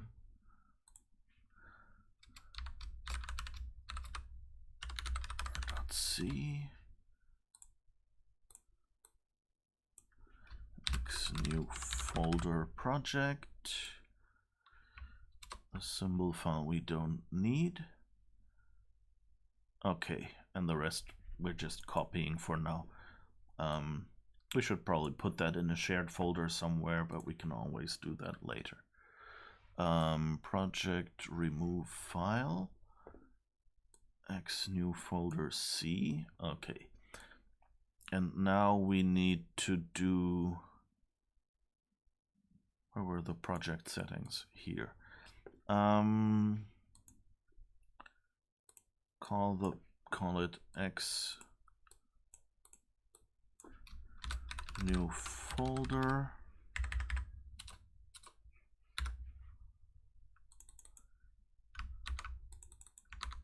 And make this an external command. We don't really care.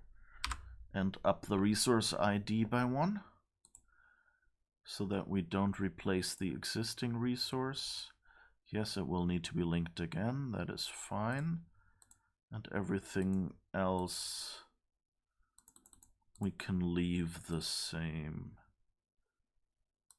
Okay.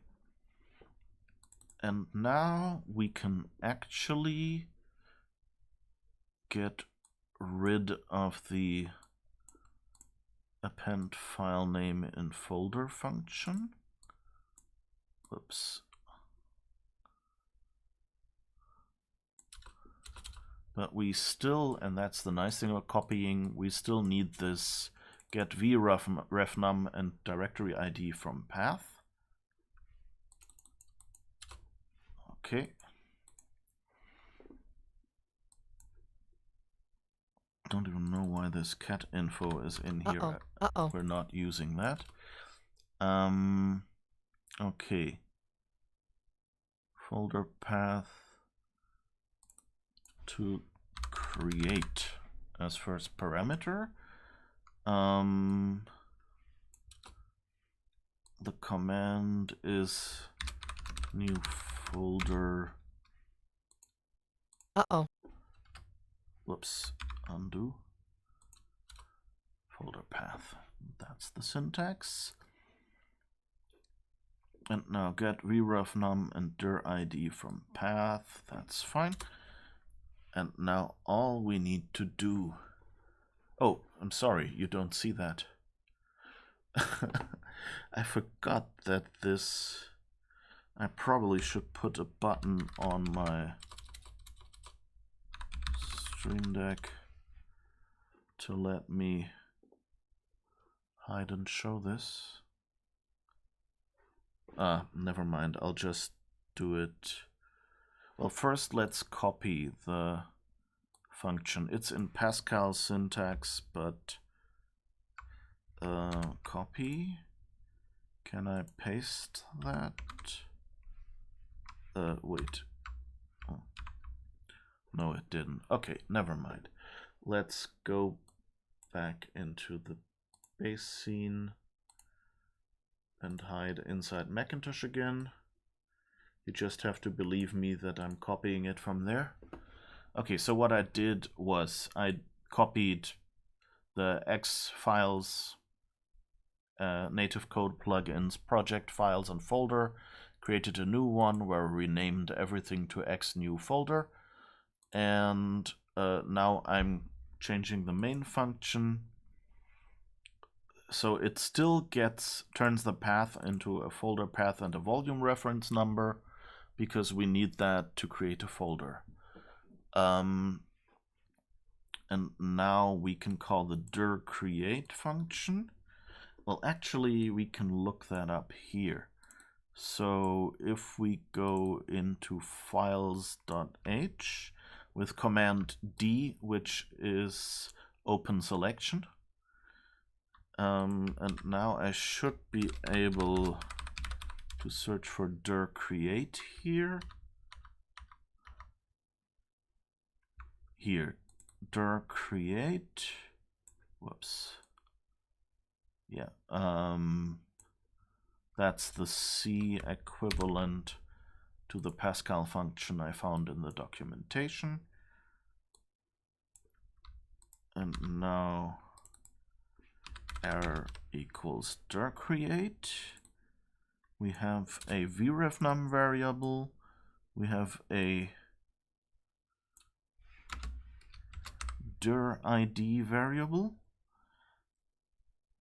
Oh, of course, one thing we have to do though is this gets the path for the folder we are still to create. So we need to chop off the file name. So we basically need to do, you know what, I'll make it easy for myself. I'll give it 2 parameters. So instead of X new folder path, we'll do parent folder path new folder name. This way I have less work. And now we do, let's see, what did I call the string version? Because here we can actually use it. X command utilities. Get int x parameter 255. If int x parameter, if not x parameter, folder name. We need a string folder name for this to go into. And now, second parameter, of course, expected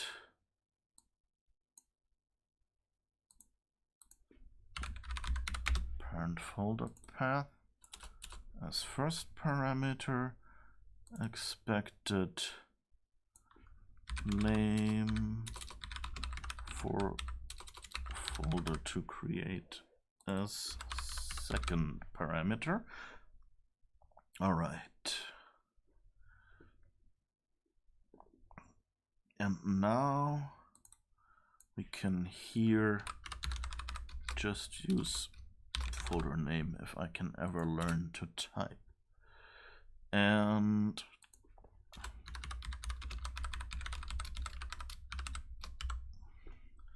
we're just going to ignore that one. But since one of the bad things about the old Macintosh API was that it never told you when you could specify null.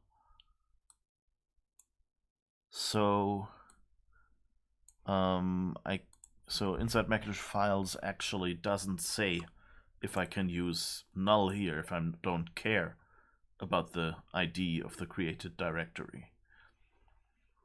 Anyway, and now we have to check for errors. If error not no error, then let's see, I think we've got here, we already have code to return an error. Error creating folder. All right, technically that should be all we need. So we turn the path into the numbers macOS expects, and then pass those numbers and the name for the new folder into dir create, and then hopefully just return nothing. And now build this. Clonk.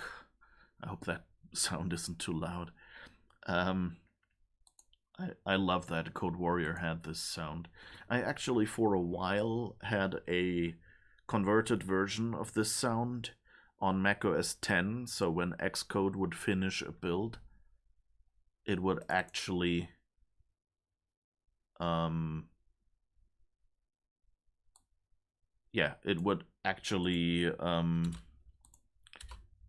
create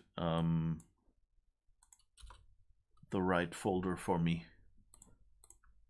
Play that sound whenever a build finished. Sorry, somehow my brain was already elsewhere. Okay.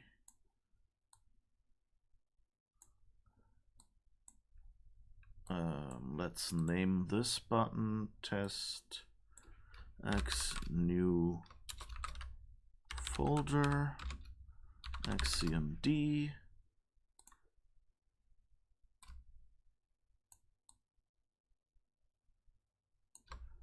All right.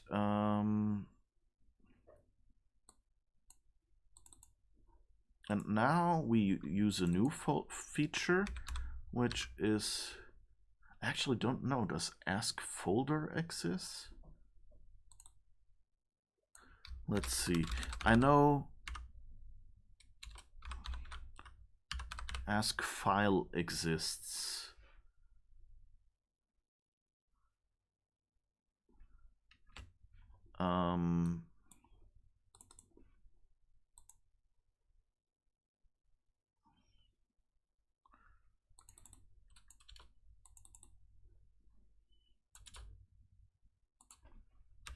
I don't think ask folder exists, but we'll try. No, okay. It works, it's fine. Ask file works as well. Okay, now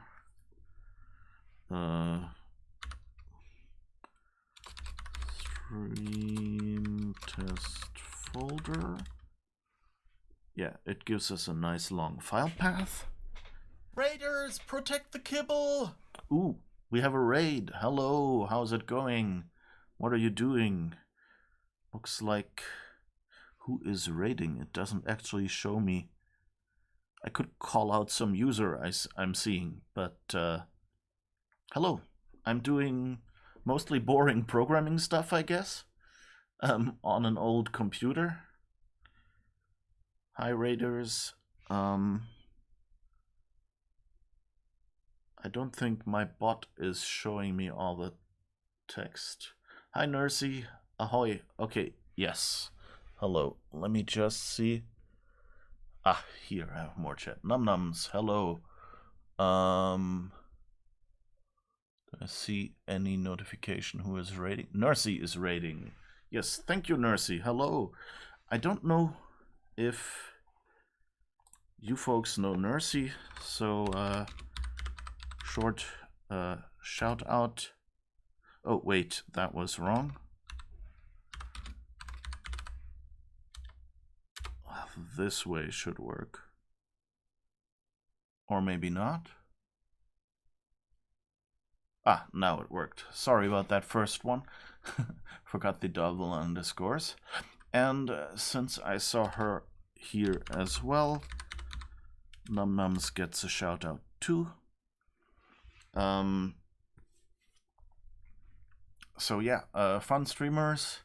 Nursey likes to swear and say what's it called? Say things that loud, lewd, but weren't meant as that, I guess. Does some really weird, fun Minecraft streams, I think. NumNums is superior streamer to you. She knows what she's doing. Okay, that's what you think. Yeah, NumNums. I've watched Young Gray the Goat. Thank you for the follow. I've actually watched more NumNums streams than Nursey streams, but the problem is I can't remember what stuff. Oh yeah, I did write S instead of has. S with one S, by the way. I'll have to fix that. Okay. Oh. Yeah. Anyway, NumNums does fun streams as well. I've seen her play a bunch of scary games, Phasmophobia a lot. Trying to think of other games she's played recently. Anyway, both fun people to watch. If you like it a little swearier, then Nursey is the better choice, though, both are real fun. Or if you want to protect your ears, then, NumNums doesn't swear quite as much. You can't even remember. Oh, okay. I remember I enjoyed it. That's the important part. Okay, so I'm programming. We just wrote a native code plugin because my programming language doesn't do it otherwise. But yeah, anyway, this is an old computer. By the way, to those of you who are not programmers, don't care about programming, never wanted to learn programming, or like programming, but find, why would you write programs for a 20-year-old computer system? No, wait, 30-year-old. Oh my god. Almost 30-year-old computer code is what we're writing here. On Sundays, I also stream, and I play games there. So, if you like seeing games, we're playing Dishonored right now. Dishonored Death of the Outsider, in fact, which is the last game in the series that has come out so far. Words, hard, difficult. Anyway, so you can see games, but since I'm on vacation for the end of the year, I thought I'd do some retro programming stream on weekdays. If I get everything done that I meant to do, then who knows, I might do another game on some of the weekdays. How are you streaming on a 30-year-old computer? In short, I'm not. So the thing is, there are ways to do that, but all my 30-year-old computers are broken right now. So until they are repaired, I can't do that. I could, they have VGA outputs, so I could basically use an adapter plug to turn to turn their output into VGA, and then turn VGA, feed that into a capture device, and then have the capture device use USB to feed it into my computer. But I'm lazy, so what I did is I got myself an emulator, which is called Sheep Shaver, really weird name, and that just runs on Windows, and it has files that just contain the hard disks. So I can even like back up the entire hard disk, and if it catches fire, I can just restore a copy of the file. And in fact, it's even so clever that it has this PC thing that pretends that my real computers, my Windows computers, hard disks are all just folders in this disk called this PC. So I can just open my E drive, my downloads folder, and, you know, just screw around with the files in there. So this is just a window on my desktop. That's big brain there. Yeah, it mostly works. It has a few issues. Like copy and paste doesn't quite work. When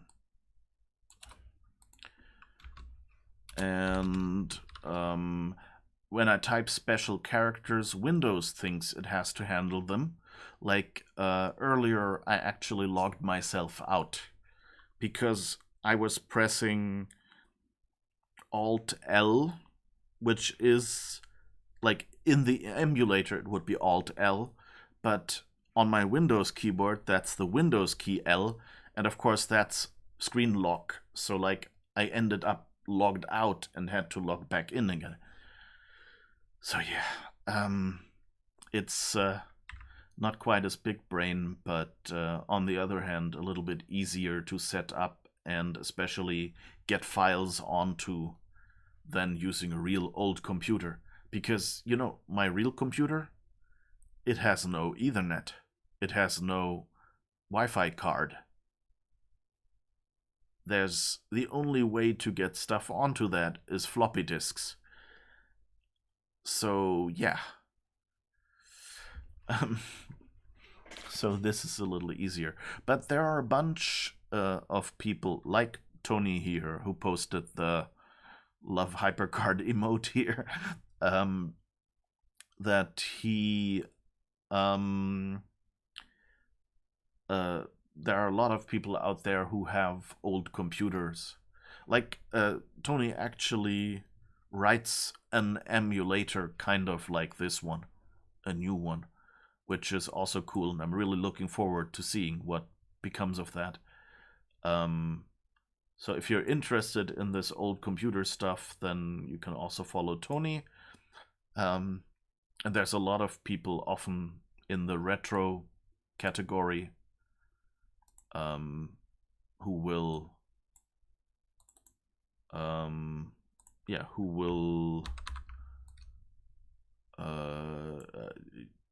happily show you their old computers.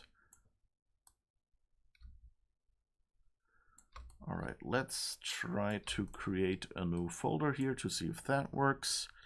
Thank you for the kind word. It was just the truth. I'm not even trying to be kind in any way. I don't have the energy to be kind, you know?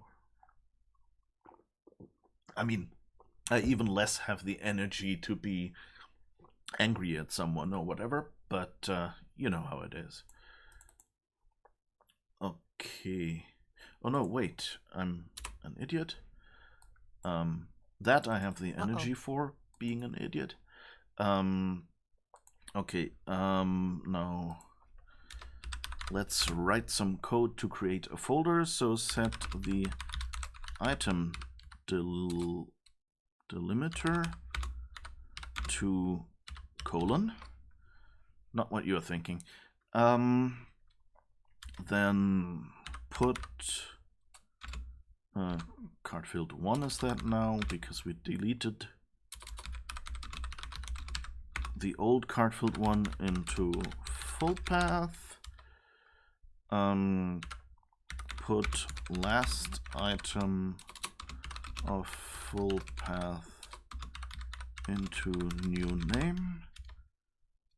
Delete last item of full path. So basically, Oh, well, I can just show you that. So let's say full path, comma, new name. Set a breakpoint here and just run this. So test new folder X command. So first, I can show you in the debugger the variable watcher that will show you all the variables we make. So first we set the item delimiter to 1, then we make one step. You can't see the item delimiter anyway, but that just tells it that item 1 is everything up to the first colon character in that text or something. So put card field 1. Now we have this PC download stream test folder in this full path variable. Now we do the next thing, put last item of full path into new name. So we have stream test folder in the new name, and now we delete the last item from full path. So this is only the containing folder, this PC e downloads, where we want to create the folder stream test folder. And now we call X new folder, and either I made a mistake and this will crash horribly, or if I didn't make a mistake, we should have a new folder on my Windows PC. Okay, it didn't crash yet, so that looks good. So let's go out here. And now what do you think? This PC e downloads.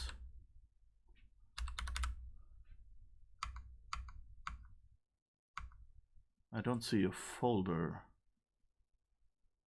That's a bit... let's check back in HyperCard. What did we say? This PC e downloads stream test folder.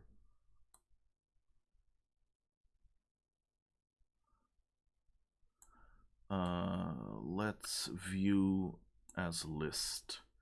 That might be easier to find. ST. Nope. It doesn't seem to have created a folder. So, did we make a mistake? How do we find out?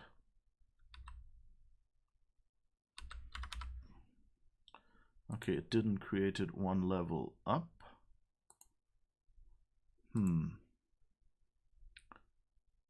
Let's try a local folder instead of one of the special ones. So let's use this hard disk and name it boop.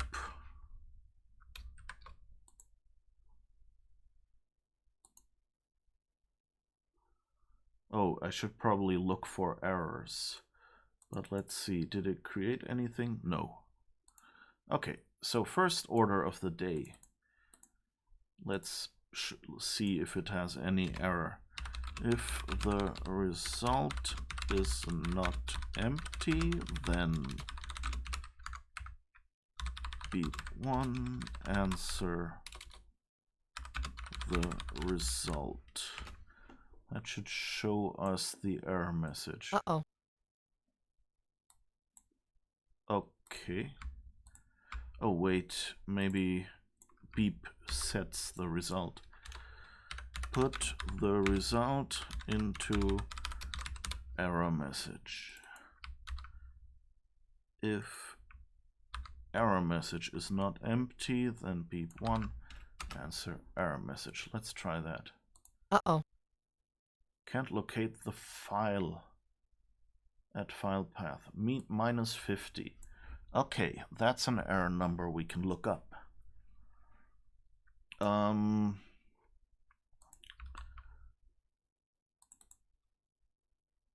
Wait, not X files, but actually X new folder.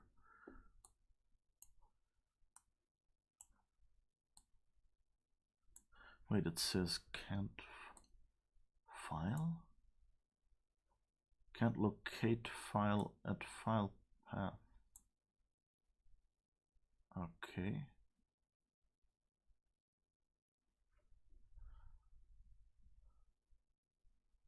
That should be this.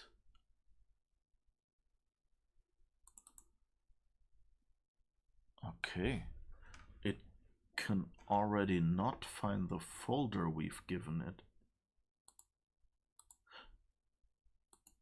Okay, one thing I just want to try out of paranoia.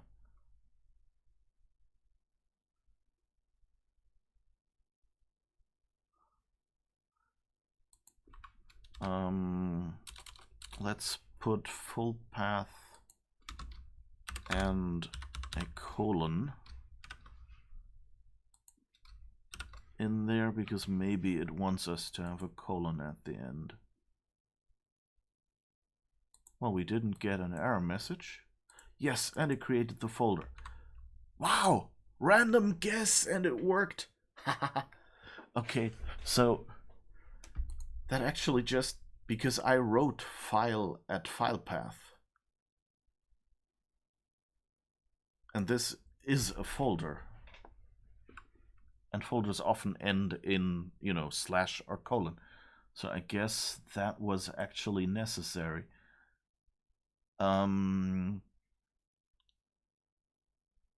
So I guess we need to find a way to append this. Well, I guess, you know, I'll just put a to-do in. I'm too lazy to do that now. Manipulating individual characters in... Oh, wait, no.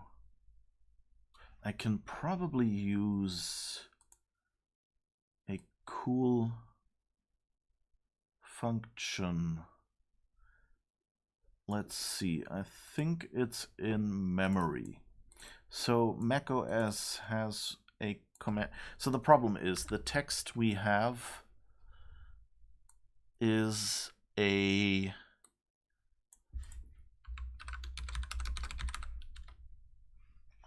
here.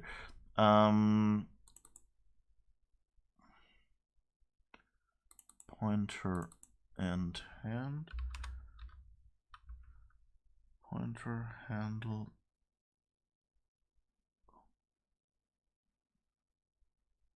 Okay, I'll have to look that up in Inside Macintosh, I guess. Inside Macintosh memory. Let's go back and show you that, and please remind me when I forget to hide this again. All right, Inside Macintosh memory.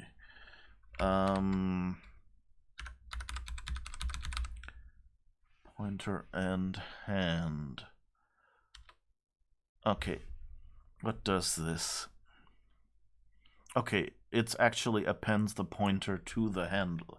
That was basically the only way that made sense, but the name was the wrong way around. I would have expected it to be called hand and pointer, you know, because the pointer goes on the end. Okay, so that makes things a lot easier. Okay.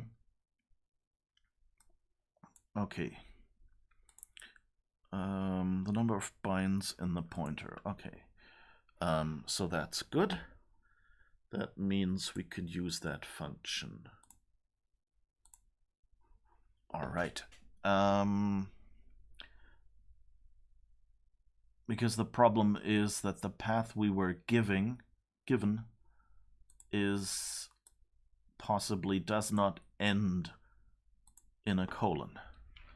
And our program needs that. So, or actually, it's fine. Let's call this folder path. Let's just make a second one. It kind of seems dirty.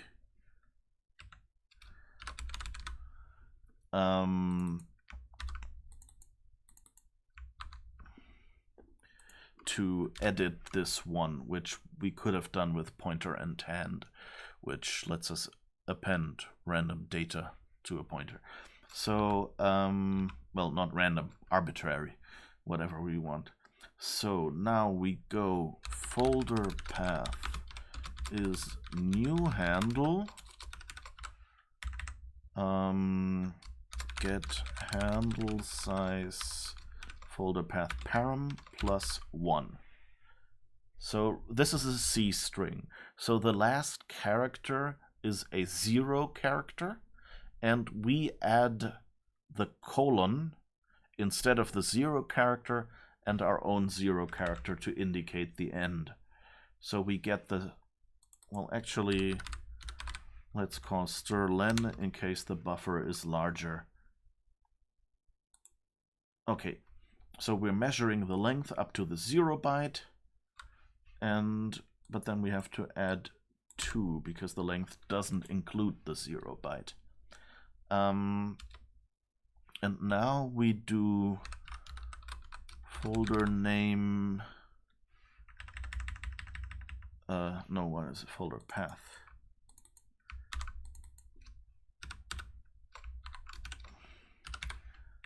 And there, wait, let's say,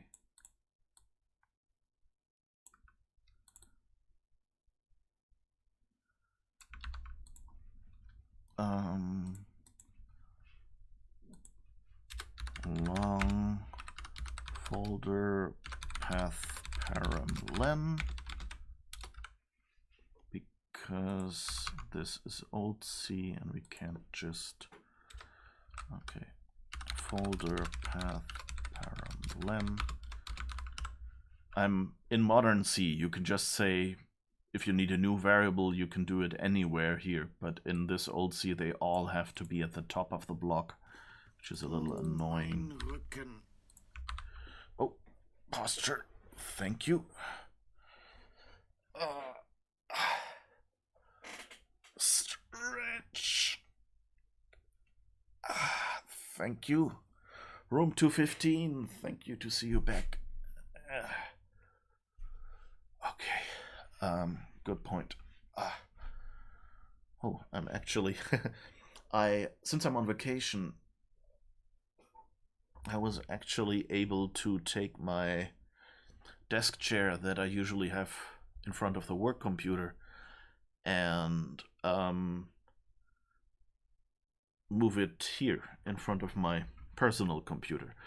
And so that means I'm actually sitting higher now than I usually do. But also better, you know. Oh, that's sweet, sweet lumbar support. All right. Okay, so we're creating it with twice the length. And then the length is actually the old null byte. So that we set to colon. And then we set length +1 to the 0 character. One thing we gotta do though is we have to check the last character first. Oh wait, and we have to copy everything. Was there a way to quickly copy a handle?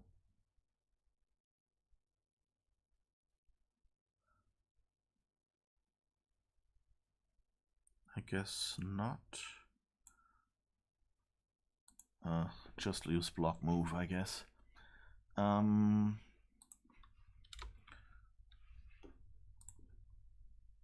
me see. Block move is source destination size. Okay. Block move from folder path param to folder path and folder path param len +1. So that means we move. No, we actually don't. Oh, wait. This should be up here. I misclicked. But yeah, let's copy the 0 byte as well. And now folder path, if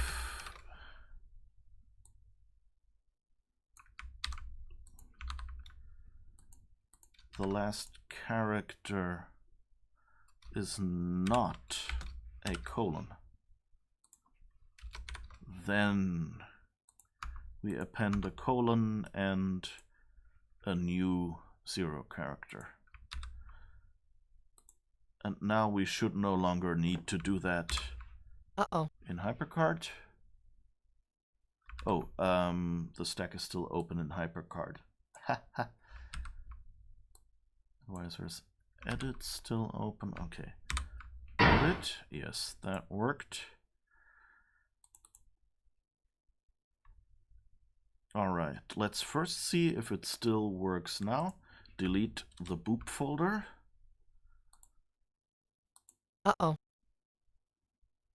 Minus 120. Okay. Did we do... Oh, right. Parmlen minus 1 is what we need to check here. Because... No, wait. Not minus 1. Or is it? Yes, minus 1. Because it would include the colon. And also, if folder path parmlen bigger than 1,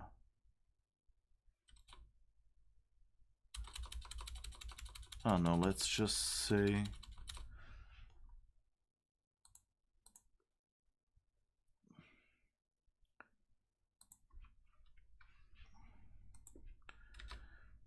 here, if folder path parmlen less than 1, so we don't access memory at the position minus 1. Come on, here. First parameter can't be empty. All right, at least this way we shouldn't be able to crash. And now we try this again.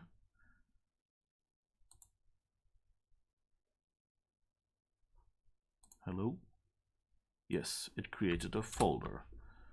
Good. And now we edit the script and remove that colon that we're manually adding, and it should still work. Yes. Woo! We can create folders in random places on the hard disk.